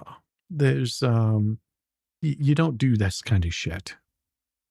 Cashier's checks, nothing sus there. Well, no, I understand what she was trying to do. I don't know the correct terminology, but she does. So she knows a little bit more about what she's doing with this. And from what I gather is she wanted to make sure she had that on hand and it wasn't tied up somewhere else. Like, this is money that you can't touch. I'll put it in a safe somewhere, but you know, they'll know that the money's there. Like if they do an accounting of it, they're going to see the money's there. It looks very sus though. You shouldn't be doing that. But Yeah. you know, I understand why she did it. If that were her only transgression, I think it could be understandable. But this is Right. just another, I'm going to do whatever I want, regardless, and, you know, ask for forgiveness, not for permission. That's what most of what she's doing. I know someone who tried that in a business bankruptcy. Didn't end well for him. Nope, it never does. You know, the money available to deposit if need be. All right. So what account did you take those $7,000 of cashier checks out of? That was taken out of our main checking account, 0140. I believe it all came out of that account. And what was the source of the cashier's checks? Who issued those to you? Bank of America. Well, let me ask you, when I'm looking at the time that you filed this case on May 22nd, you said that there was only $100 in the Bank of America account ending 0140. So was that false? No, that was true. So then when did that $7,000 go into the account 0140? On July 1st, it was, we get our pension checks on the 1st of the month. And so there were, you know, that's what it had come from the. So in May, whenever you filed, there was $100 in there. And then the pension or check, whatever, came in, 7,000. And as soon as it went in, they turned them into cashier's checks and pulled that money back out.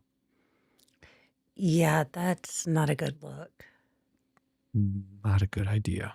Monthly deposits. But it doesn't, your pension checks don't come out to be a round number of $7,000. So I don't understand, like, how many cashier's checks do you have?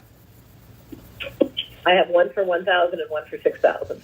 Okay, and you got the cashier's checks drawn from your own account that held $7,000 in it. It held more money than that in it, but that money was being used to pay for day-to-day living expenses, and we had an automatic withdrawal coming up for the car insurance, and so I did not close those accounts, but, you know, took the majority of what was in there out, so that, again, if I were required to do the debtor in possession accounts, I would have the funds to do it. Okay. I'll have to see. I mean, you're not to spend that money. Do you understand that? Correct. Okay. At this point, you know, you have to be. Yeah. So, and I don't know, like I said, I don't know about debtor in possession, but she's basically, and the trustee doesn't seem bothered by this. Like she's just trying to get an accounting of it. So, you know, it may seem sus to us and everything, but if it was a big deal, she would be writing her a lot more on this. And she's like, you know, you just know that you're not supposed to spend that. She says, yeah. And she says, let me get back with you on that. And I can confirm if what you're saying is true, kind of thing. Why for those amounts, 6,000? More than likely because you can't write a cashier's check for any more than that. You know, that's, like I said, nothing. The bankruptcy trustee does not seem concerned with it. So more than likely it's not a big deal. Yeah. And this might be something that, because they seem fairly aware of the rules, at least at the beginning of bankruptcy, until they tend to drop it. So this might be something that they've done before. Right. Yeah. Mindful of the fact that you're in bankruptcy and you can't be like taking money out of accounts and then hiding it like that. Maybe you should. Right, and that's why I had it. That's deliberately why I had it in cashier's checks, so that it would be very clear that I wasn't attempting to hide it. Okay, well, maybe you should just deposit it back in there. I don't know what's going to happen with the dismissal. I know that we have a hearing on the 27th. If the judge at that point, I mean, I think what you need to do is put it back into your account is what I think you need to do. So they just had a hearing. Well, would it be possible for me to set up a different account, because I had gotten notified by Bank of America that as of August 10th, they are closing our business account for Quartet Farms, and I'm concerned that they might close the other accounts that we've. Could I open? Would I have your permission to open an account with a credit union and deposit that money in the credit union account? What I'm going to say is this. I'm going to say this. I think that you are currently in a Chapter 11 bankruptcy that has not been dismissed, and therefore your obligation is to open up a debtor in possession account, and that's what you should be doing. That's all I'm going to say. You have to determine for yourself. I can't give you legal advice, but that has been your obligation since the day you filed this case, that you were.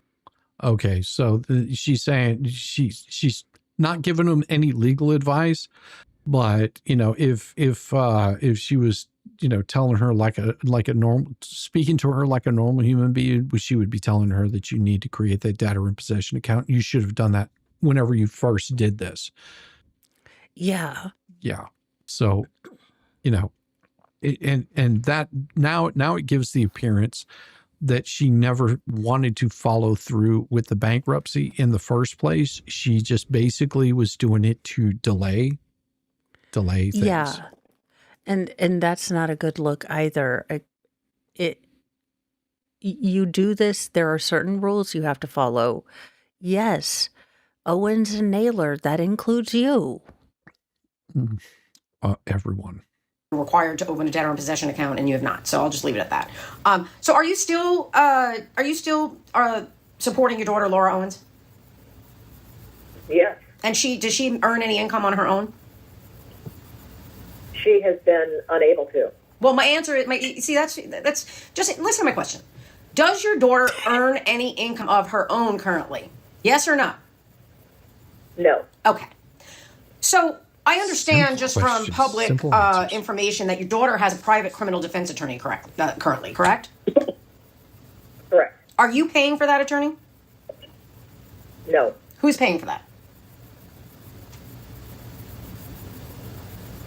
I don't know. Words. I have not addressed this with her. She knows that we don't have the funds to pay her, and I know she's been.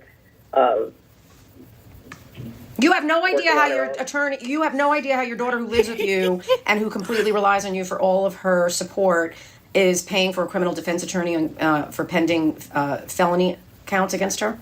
Is that what you're telling me? You have no idea. That's an Yeah. interesting question. I mean, because Something. so if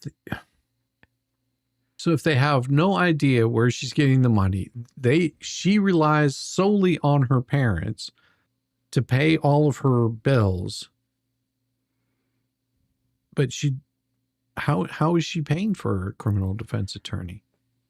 Yeah, and then they don't discuss it. It's not Yeah, like she lives in another state. She lives in the casita. Yeah, she lives in their backyard. I don't know what they call it, a casita, but it, detached little fly. Being attacked by a fly. I killed one the other morning. I killed one, and I know he's, unless he flew out of the toilet that I flushed him down. It's a different fly. Bastards.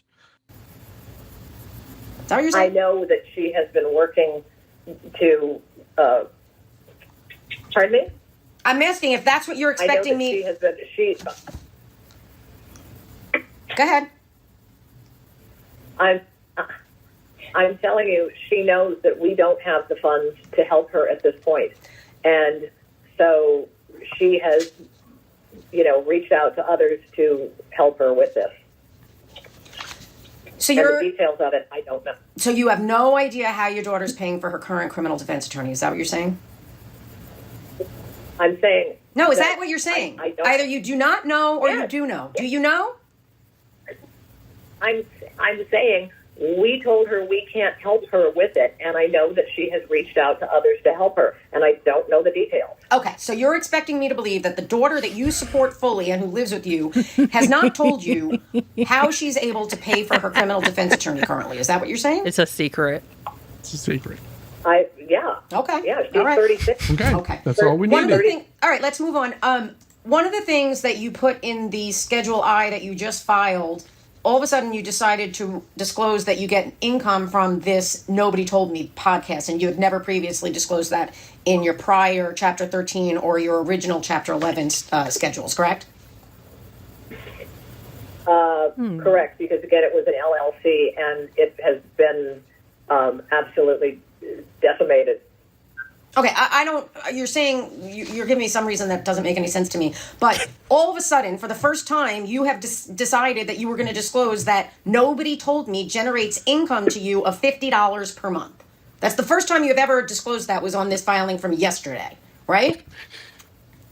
Right. Okay. So let me ask you something. You keep talking about expenses and you say you understand what gross income means. Why didn't you disclose on Schedule I of your documents of your that was filed yesterday? You look at Schedule I, it requires for business income, and Nobody Told Me LLC is a business, correct? It's a what? I'm sorry, you broke up there. Nobody Told Me LLC is your business. It's a business. Correct. Why didn't you report this $50 of income on item line 8A, which asks for net income from operating a business? Why didn't you do that? Because it's so small. Well, I'm sorry, You know, Miss Naylor, you don't get to decide where things go on the forms just because you think it's trivial. You need to fix this, and you need to properly report this on item 8A. And one of the things that you will see is that item 8A requires that you attach a statement for each business showing gross receipts, ordinary and necessary business expenses, and then the total monthly net income. So you need to do that, okay? Okay. All right, and I also understand that you failed to pay the fee, the filing fee, for the amendment that was just docketed yesterday. Can you explain why you didn't pay that fee? We did pay the fee. When did you pay it? We paid it yesterday. We spoke Yesterday. to Raquel in the. Okay, but you didn't. We amended something yesterday and paid it. Paid $34. Is that what you're talking about? I'm talking about the fact that at docket 74, the court or the clerk issued a notice that you failed to pay the fee with respect to this amendment filed at docket 78.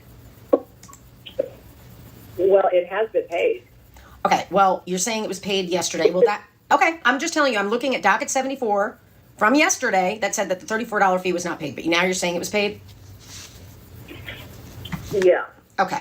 Also, one of the things that you failed to include in your amendment was the summary of assets and liabilities. Can you explain to me why you didn't include? Mary Boyle, yes, this is the trustee. I think the trustee's attorney. I could be wrong, but yes, but yeah, they have to do with the trustee. Yeah, this is the person you don't want to be bullshitting around with. Yeah, no. That required document. Again, as an oversight, again, I'm not, this is why I have filed to dismiss this, because I'm not an attorney and I don't have the ability, to do this. I know a lot of attorneys don't even handle Chapter 11, and they handle 7 and 13, but they don't handle 11 because it is so complicated and it's clearly way above my pay grade. Okay, well, you need to file that. So you need to amend schedule. Lady, simple common sense is above your pay grade. I was about to say, the fact that you don't drown in your own saliva is miraculous to me. It's a perfect analogy, man. The fact that you don't need to be reminded to breathe. And I was going to say to swallow, but I think you and your daughter got that down just fine. I to move the income from Nobody Told Me up to item 8A, and you need to file a summary of assets and liabilities. Okay. Okay. Also, you, I believe you were required to file a monthly operating report on June 21st for the last month, showing your income and expenses for the last month of May, but you didn't do that. Can you explain why? Again, because we had filed for dismissal, I was thinking that this would be dismissed and that would not be required. How's that working out for you? Yeah, no, that it does not matter. Okay. Until it's dismissed, you are bound by certain rules that you have to follow, every single one of those, whether you like it or not. And failure to do so can cause you to get fined. Also can be considered contempt of court. All kinds of shit can happen to you because of that. Yeah. And just because you expect it to be dismissed, they haven't dismissed the case. If they haven't, and it's the same thing with, that you're seeing currently, because you've got LineNet that's in bankruptcy. Okay. And the court has told Randy, I need an update every 90 days until this is resolved. Okay. So every 90 days, Randy has to file an update on what's happening with the case. And he's probably got it marked on a calendar. And on those days, he files that piece of paper that basically says the bankruptcy is still ongoing. The case needs to continue to be stayed. If he doesn't, then the judge can come back and fine him and hold him in contempt. I mean, yeah, because, there are people that are actually expecting this to move forward. There are clerks, there are people, there are, paralegals that are expecting to have things ready to go for the judge. It isn't just, busy work. Yeah. A lot of things are procedural and have to be done. Yes, because their calendars are marked down. Like, they get notifications every single time. And, if they need to, they will reach out to the attorney and say, hey, this needs to be filed. I need to have it filed within the next X amount of days if it hasn't been dropped. Because sometimes things do fall off your radar. Especially if you're an attorney, you've got more than one case. A lot of people think, if I hire an attorney, that this is the only case that they're working on. No, it's not like it's not like a blue collar 9-to-5 job. They don't work on your case whenever they wake up in the morning, whenever they go to bed at night.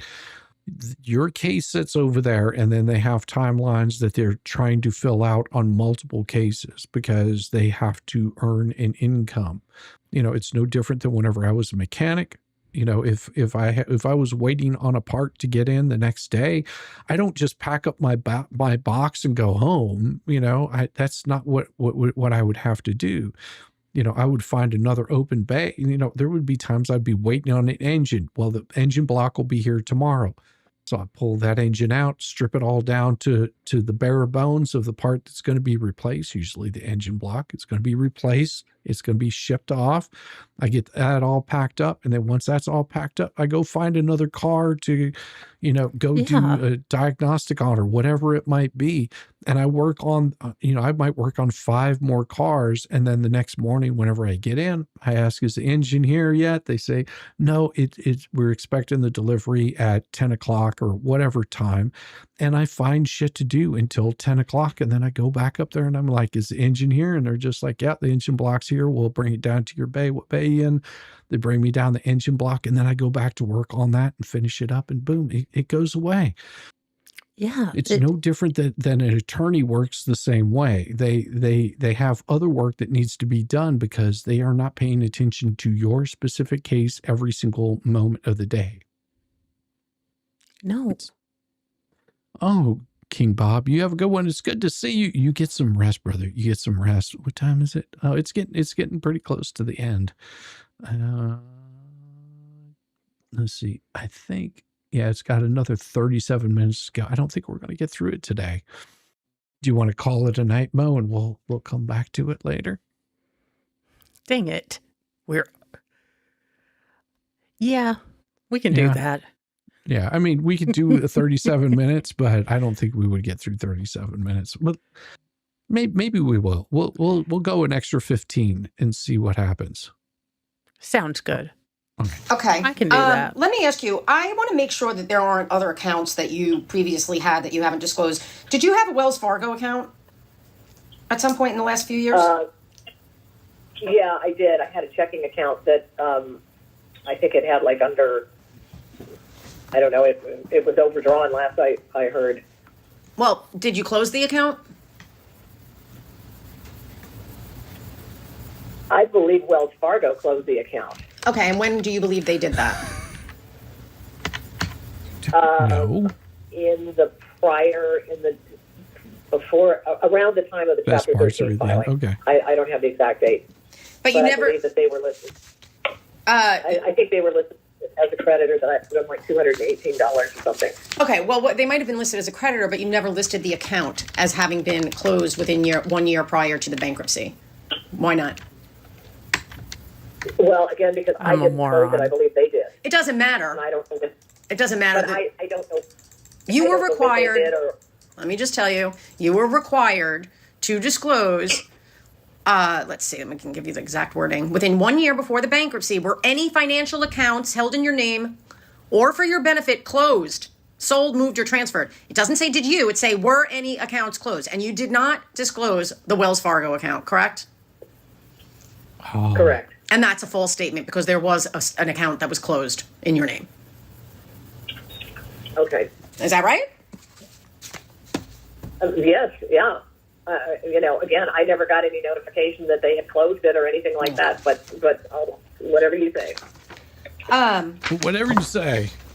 All right, so Oh, lady. you paid between May of 2025 and May of 2026, you made $21,000 of payments to your daughter, Sarah, correct? Uh-huh. And yes, I need an actual answer, no noises.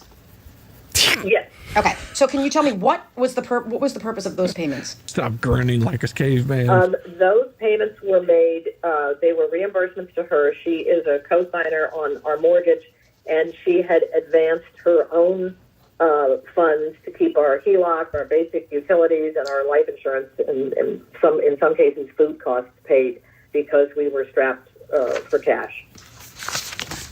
Okay. And so Money once that we you had gave her in leased the out first Tony, place. Well, let me ask you. Yeah. Can I ask you something? You paid $21,000 to your daughter. Why didn't you take that money and pay it over to the mortgage to prevent the foreclosure? Because it wouldn't have done anything to prevent the foreclosure. Well, it sounds like you're just accepting that there's going to be a foreclosure. Is that fair to say? Because you're not doing anything to try to fix it by paying it. Absolutely not. Absolutely not. We're not accepting that there's going to be a foreclosure. But as I say, it was clear from the statements that from the communication that we had received from the servicer that $20,000 was not going to be enough to prevent the foreclosure.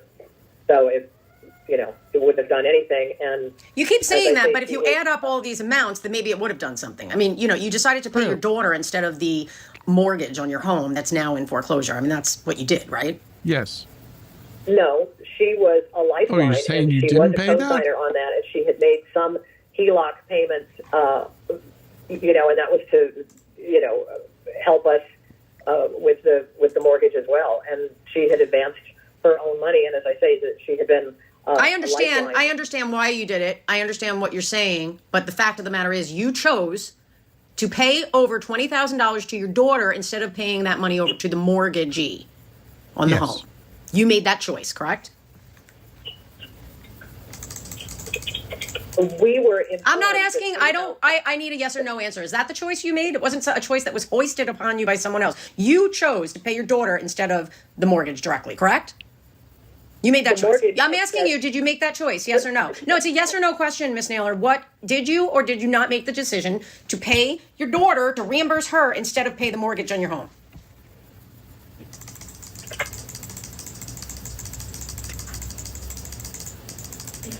That wouldn't have paid the mortgage on. I'm not asking that. I'm not asking that. I'm asking you chose, did you not, to pay your daughter to reimburse her over $20,000 of money instead of paying that money to the mortgagee? Is that right? That's what you did. Just admit that that's what you did, because I don't know how you deny that you made that choice, because that's what you did, correct? Yes. Okay. But again, there you go. I don't want to hear the we explanation. go. I don't need an explanation. I just wanted you to acknowledge that that's what you did. All right. I don't think. There's a couple of questions, little questions, but I do think we're going to have you come in for a deposition, because I can't have you. You sent me a document that says accounting of GoFundMe funds, and you acknowledge that you sent that to me, right? right.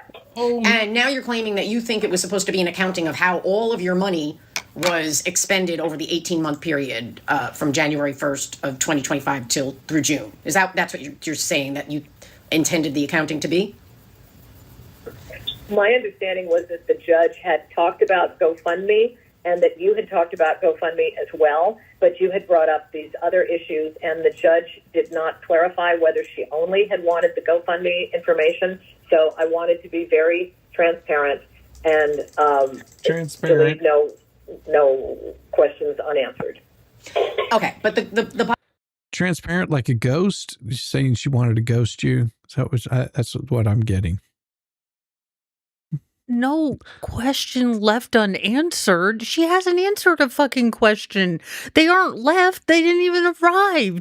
They're still in Milwaukee. Yeah, probably at a horse show. bottom line is, you provided me with a document that you titled "Accounting of GoFundMe Funds," right? Correct. Okay. Say it. I read that to mean that you were going to be, that what you provided me was an itemization of how you specifically used the $132,000 GoFundMe monies that you received. That's how I interpreted it. Is that wrong that I interpreted it like that? No. It was very wrong. Okay, so it does, what you provided me shows how you used the money, the $132,000 of GoFundMe funds, correct? Correct. And then if you look at it, you say that the total of GoFundMe funds was about $132,000, and you actually give me an itemization of expenditures totaling about $144,000, right? Uh-huh. Is that correct? Yes or no? Yes. Okay. So are you now telling me that you're admitting that what you gave me, the $144,000 of itemized expenditures, was what you claim the GoFundMe funds were used for? Is that what you're saying? There wasn't $144,000 coming into the GoFundMe, so that. Then why did you use the number? $144,000 in. Then why did you use that number? Expenditures had obviously included other money that had come into our account from pension and Social Security, and was not just GoFundMe. Okay. So why did you give me an itemization of expenditures that totaled $144,000? Why didn't you give me an itemization of expenditures that totaled the amount of the GoFundMe funds? I'm so sorry. Could you start it again? I accidentally hit a button that muted you on Sure. my phone. I'm asking, why did you give me an itemization of expenditures that totaled $144,000 and not just give me an itemization of expenditures that corresponded to the total GoFundMe funds? Because I wanted to be very transparent and show you everything that had come in and gone out. Okay. But $144,000 didn't come in. Okay. Details, Shizzy. She's being transparent, Nicole. She's being a ghost. Okay. Here's the thing. You had say it was $100,000 that came in from GoFundMe. You took that $100,000, and here's where you spent the money on the GoFundMe. You know, it was $10,000 here, $10,000 here, $10,000 here, until you hit that $100,000 mark, and then you're done. Any other money that was spent was your own money, and your expenditures do not match up with the amount of money that came in from the GoFundMe. Where did the other $40,000 come from? Whatever amount it is, where did it come from? That's a completely different expenditure. That came out of a different bucket. Your math sucks, lady. In that time period. Okay. You know, like I say, we're talking about more money than the GoFundMe received. And I understand what you're saying, but I'm going to tell you something after having gone through your bank statements, okay? The spending that you and Mr. Owens expended, the total disbursements out of all of your accounts for the time period from December 27th, 2024 through June 25th, 2026, the total disbursements is over $523,000. Did you know that? That doesn't sound right for a year and a half. Yeah, think over $500,000. Do you think that it doesn't sound right? Now we're starting to get down to the bare bones of where the math isn't mathing, lady. But this was your accounting. This is why you should have stayed in school and finished your math class. I mean, I can use a fucking calculator at least. I mean, I may not be the quickest whenever someone says, well, what's 10 times 2? I have to count it out on my fingers because I realize that I have 2 hands and there's 5 fingers on each. And if I do that twice, then I come up with 20. That is, well, you might not think it sounds right, but that's what all disbursements out of just account 0140 totaled over $523,000. Just out of that one account. So you were not trying to give me transparency of all disbursements because you only told me about $144,000. But we gave you every statement. Right, but I'm talking about the accounting you gave me. So I'm trying to figure out what it was you were trying to give me with this accounting. You're claiming you are. You're saying that we were trying to give you the specific GoFundMe in and the GoFundMe out. But you gave me but now when I ask you about that, you're pointing out that the itemization of expenditures was $144,000 worth of expenditures, which is more than the $132,000 of GoFundMe funds. So I'm trying to figure out why you would provide me with a list of payments in excess of the GoFundMe funds if you were trying to just account for the GoFundMe funds. I'm trying to figure that out. I don't understand it. I mean, just to show you if there was the commingling or whatever, that you could clearly see, this was GoFundMe, this came into 0349, this then went to 0140, and then it went to pay X, that you could see what had gone out to pay that month. Okay, well, I'm telling you that clearly you decided to just pick a selecting number because in that time period that covers this accounting that you gave me, there were actually $523,000 of total disbursements from your account 0140. So you have a year and a half. Yeah, but that was the account that covered a year and a half. That covered this accounting that you provided me. Yipes. Right, and so if you figure our pension and Social Security. No. Wait, back up. I don't want to talk about the income. I'm just talking about the fact that you clearly weren't trying to give me a itemization of all of your expenditures in that, in that time period, because it was well in excess of $144,000. So to the extent, but I understand that I understand, but here's the thing, Mrs. Naylor or Mrs. Owens, if you were going to just try to itemize or correspond the GoFundMe funds and give me an itemization of how those monies were spent, you would have given me an itemization of expenditures that totaled the amount of GoFundMe funds, right? I mean, wouldn't that have been the logical thing to do? Well, yeah. Okay, but you didn't do that. You didn't do that. Instead, you gave me this random number of expenditures, $144,000, right? So it was like $12,000 more than what you needed to account for. And now when I asked you about it, you said, well, I wanted to show you all the expenditures during that entire period. But that can't be true because you had, in just one account, there were over $500,000 of disbursements. So I just want you to be clear about what we're talking about here. And I think what we're going to have to do is get you in for a deposition where I can put these documents in front of you, documents that you signed under oath.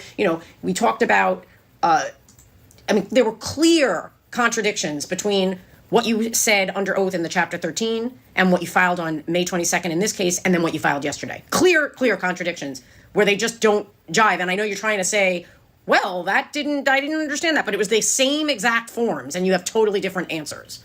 So clearly, without you sitting in front of me with those documents in front of you, I'm not going to be able to fully and properly examine you on these things. So unfortunately, I'm going to have to do a Rule 2004 exam. I will send that out, and I'm going to ask for additional documentation from you about some of the things we talked about today. So I guess since you're on the line and we're going to conclude the 341, why don't you give me an idea? I mean, we have this hearing on, when is the hearing on this case? My understanding was that the next hearing, the dismissal hearing on August the 6th. August the 6th. Okay. That's right. So you mentioned something on the 27th. And I'm sorry, I was incorrect about that. Yeah, I was incorrect. Sorry. All right. So okay. It is now the 16th. Can you tell me what your availability is to come into my office face to face and do a deposition, like over the next few weeks? Let me go and get my calendar. Can you hang on just Actually, you know what? That's fine. I thought you might know it. Right. Why don't we do this? We will conclude this matter, and then you can send me an email and tell me precisely the dates that you're available, and we can go from there. And I'll set it. But I'll have to file my Rule 2004 request. Okay. All right.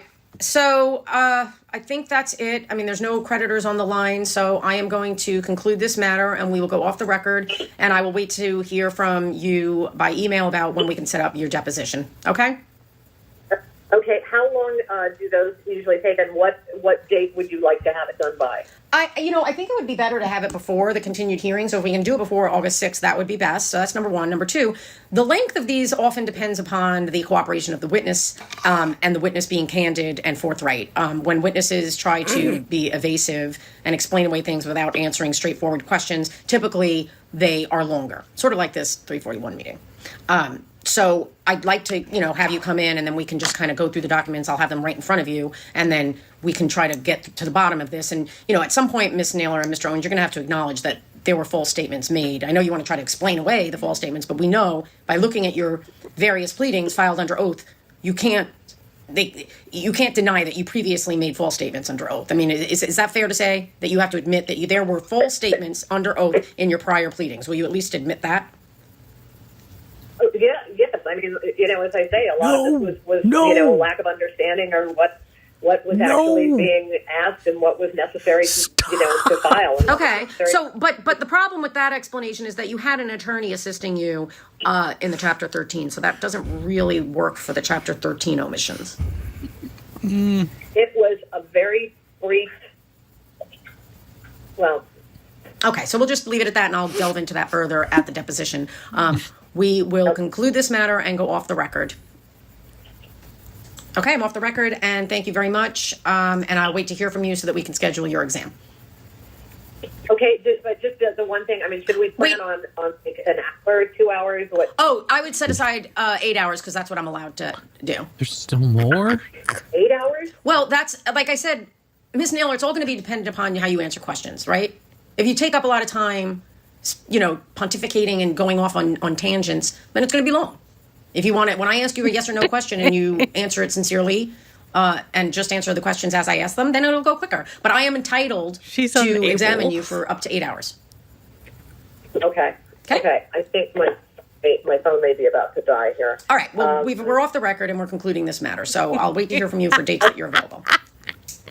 Understand one other thing, please. Some of the answers that I was also trying to give were to, appease the crowd on the line so that they would not be going further into. That shouldn't. Cares. Oh God! I was trying to please the other people on the line.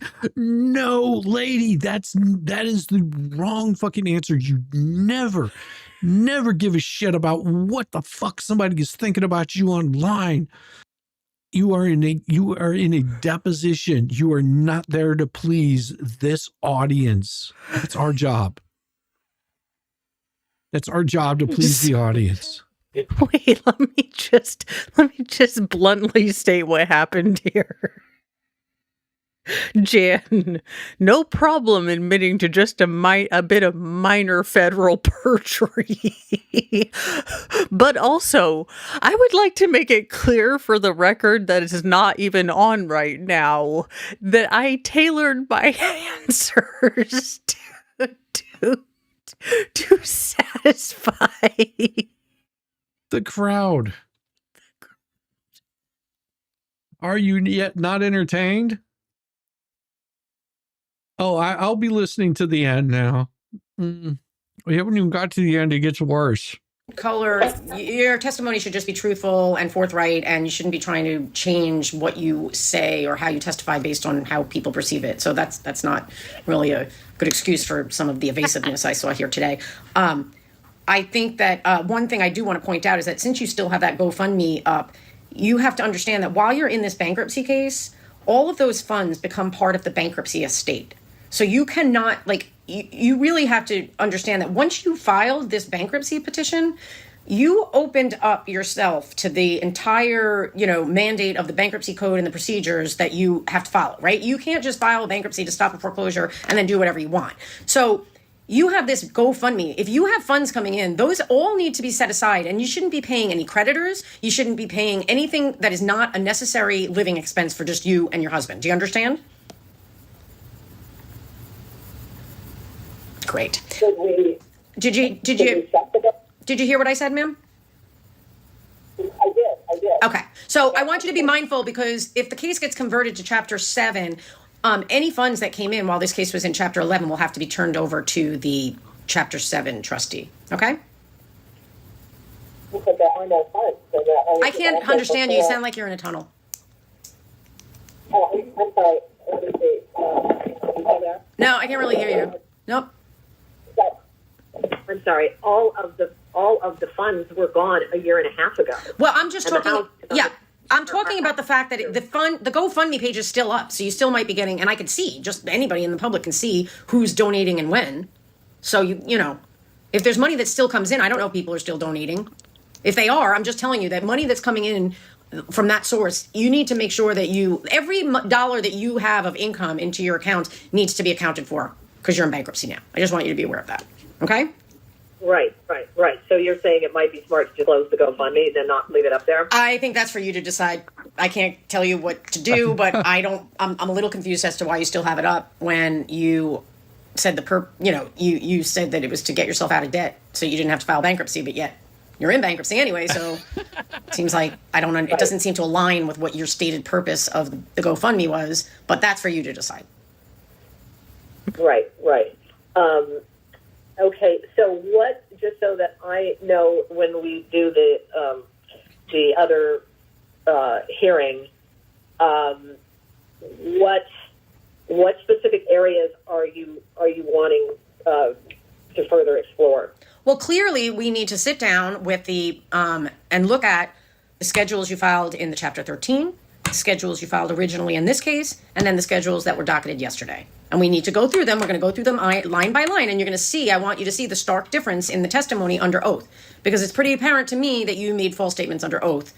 Let's just assume, for the sake of argument, that the current amendment filed yesterday is the truth and nothing but the truth. Well, then your prior statements were clearly false. So that's number one. I need to go through those. And I need to go through the accounting with you, because it just doesn't make sense. You were ordered by the court to give me an accounting. It's not even like I asked for it. The court ordered this on the court's own decision. And yet you gave me something that I thought I could rely on. And then today you were kind of all over the place, not really admitting that what you gave me was a true accounting of how you expended the GoFundMe money. So I need to delve into that, because I'm not sure what purpose that was, that you gave me that document if I couldn't rely on it to constitute an accounting of how you spent the GoFundMe money. And clearly I can't, because one of the items was the Macy's, and you're saying that was not part of how we used the GoFundMe money, but that's what your accounting says. Right. But and again, like I say, I was just trying to be able to say that, look, this money had gone out, and yeah. Well, I don't know what you were doing, but it's clear that this lacks any reliability, because you're not standing by what it is titled. You're calling it an accounting of GoFundMe funds, but now you're saying that's not what it is. So that's a little bit frustrating. So I guess what I would ask, and I will inform the court if this isn't done, I would ask that you fix this and give me a proper accounting of exactly how the $132,528.36 of GoFundMe funds was expended. Okay, but again, just for my own information, I don't. I mean, please understand, I'm not trying to be contrary or anything like that.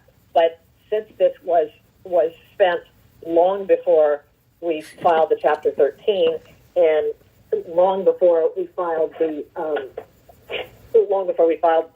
Chapter 11, I don't understand why the GoFundMe, is pertinent at this point. Okay, I understand that you don't understand. I don't know what to tell you about that. It is. I just don't know what to tell you about that. I mean, it's relevant. One of the things that actually concerns me is that you misappropriated GoFundMe funds and misled donors, and that opens yourself up to potential claims. So we have to know whether or not the creditor class, whether you've properly identified all potential creditors. Because in what sense? I mean, again, please, understand. I'm really not trying to be confrontational here. You don't understand that every single person that donated to your GoFundMe, every single person now has become a potential creditor. Okay?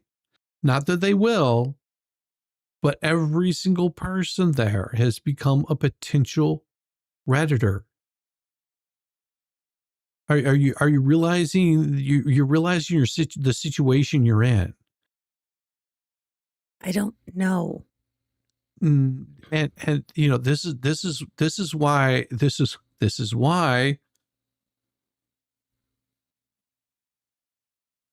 Lynette, I know that you listen to this shit. I know that you pay attention. If you don't, well, that's on you. But this is what's going to happen to you in your bankruptcy. Okay? All of that money that the flea raised for you, the 2 L's, the fat walrus, whatever you want to call her, your bestie, I don't care. All that money she raised comes into question, every penny of it. However she commingled it, it doesn't matter. The people she paid, it doesn't matter. The money came in. There has to be a full accounting of it. Do you think she's ready? Do you think she understands the gravity of her situation that she's in and has put you in? Because if you don't understand, you might want to pull this up on Schnitzel Ninja's website and listen very fucking closely to the questions that are being asked. Because those are going to be the same questions that are asked of you. Fools, all of them. I really don't. I understand you don't understand, but I think, and maybe for a minute, just think about this.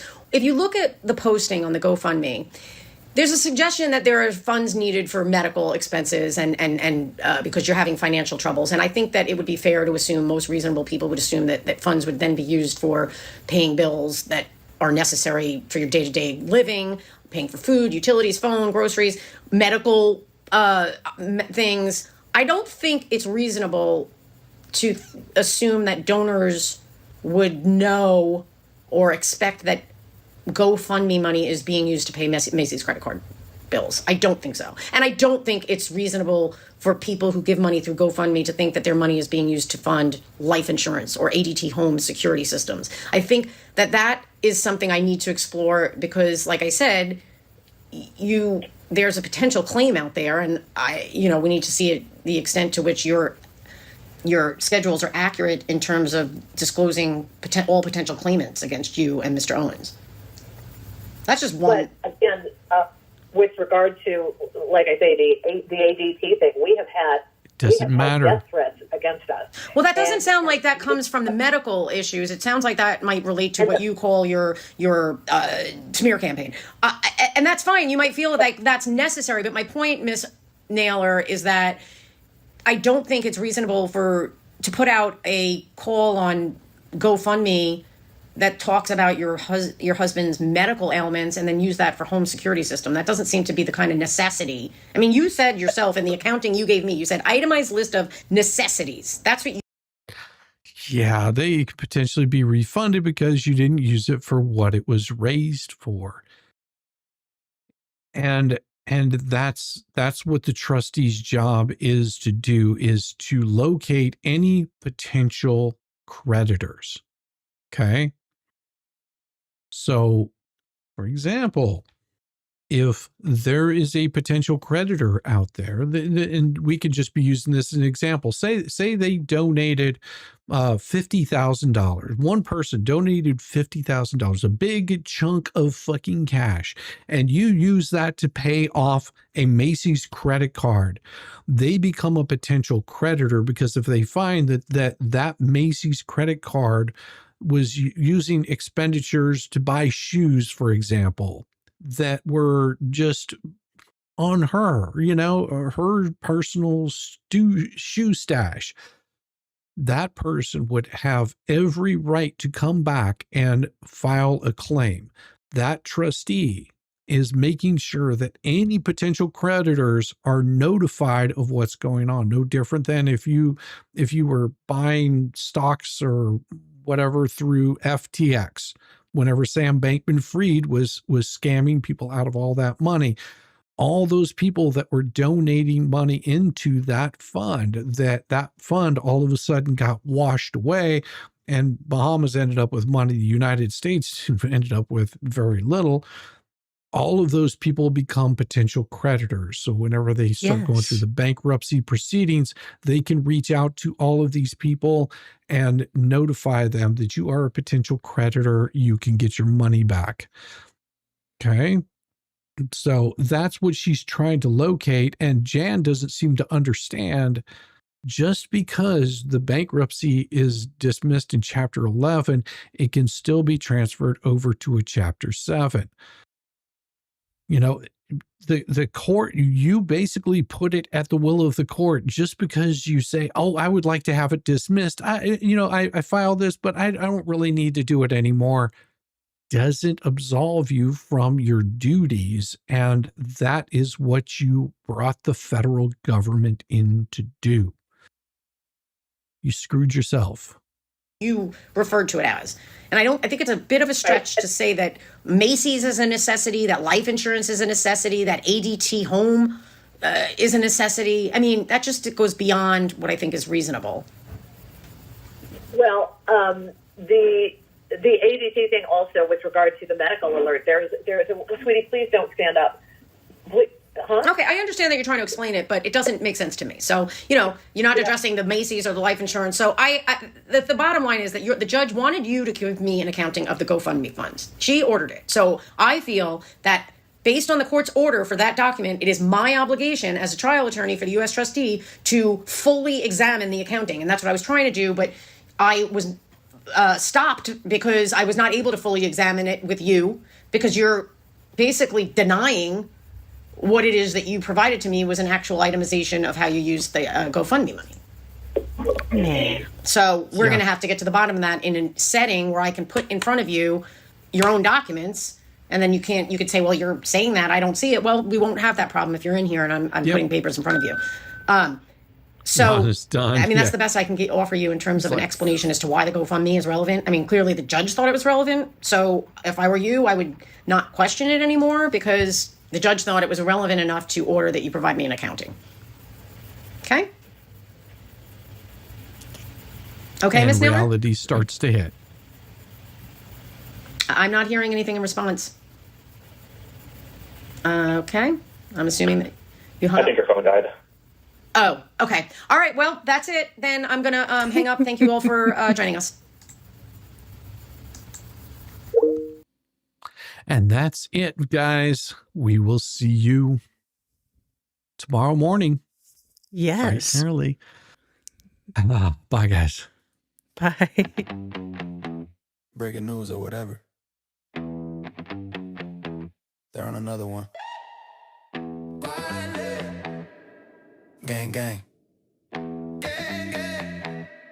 Yeah. Gang, gang, emergency Zoom film at 11. Same 5 goons, same deranged obsession. This changes everything. Bro, it's page 47 of emotion they skin while half watching Yellowstone. Gang, gang. Squinting at 8-point font like detectives. Zoom so far and the pixels are screaming for mercy. Look at this, timestamps 2020, 22, my God. But they're yelling it like they just cracked Watergate. High five. Mike's been muted for 20 minutes, still barking. Circular logic, so a lot of time to seem impressive. Trust the plan, this is massive. Nah, fam, it's boilerplate and it's mid at best.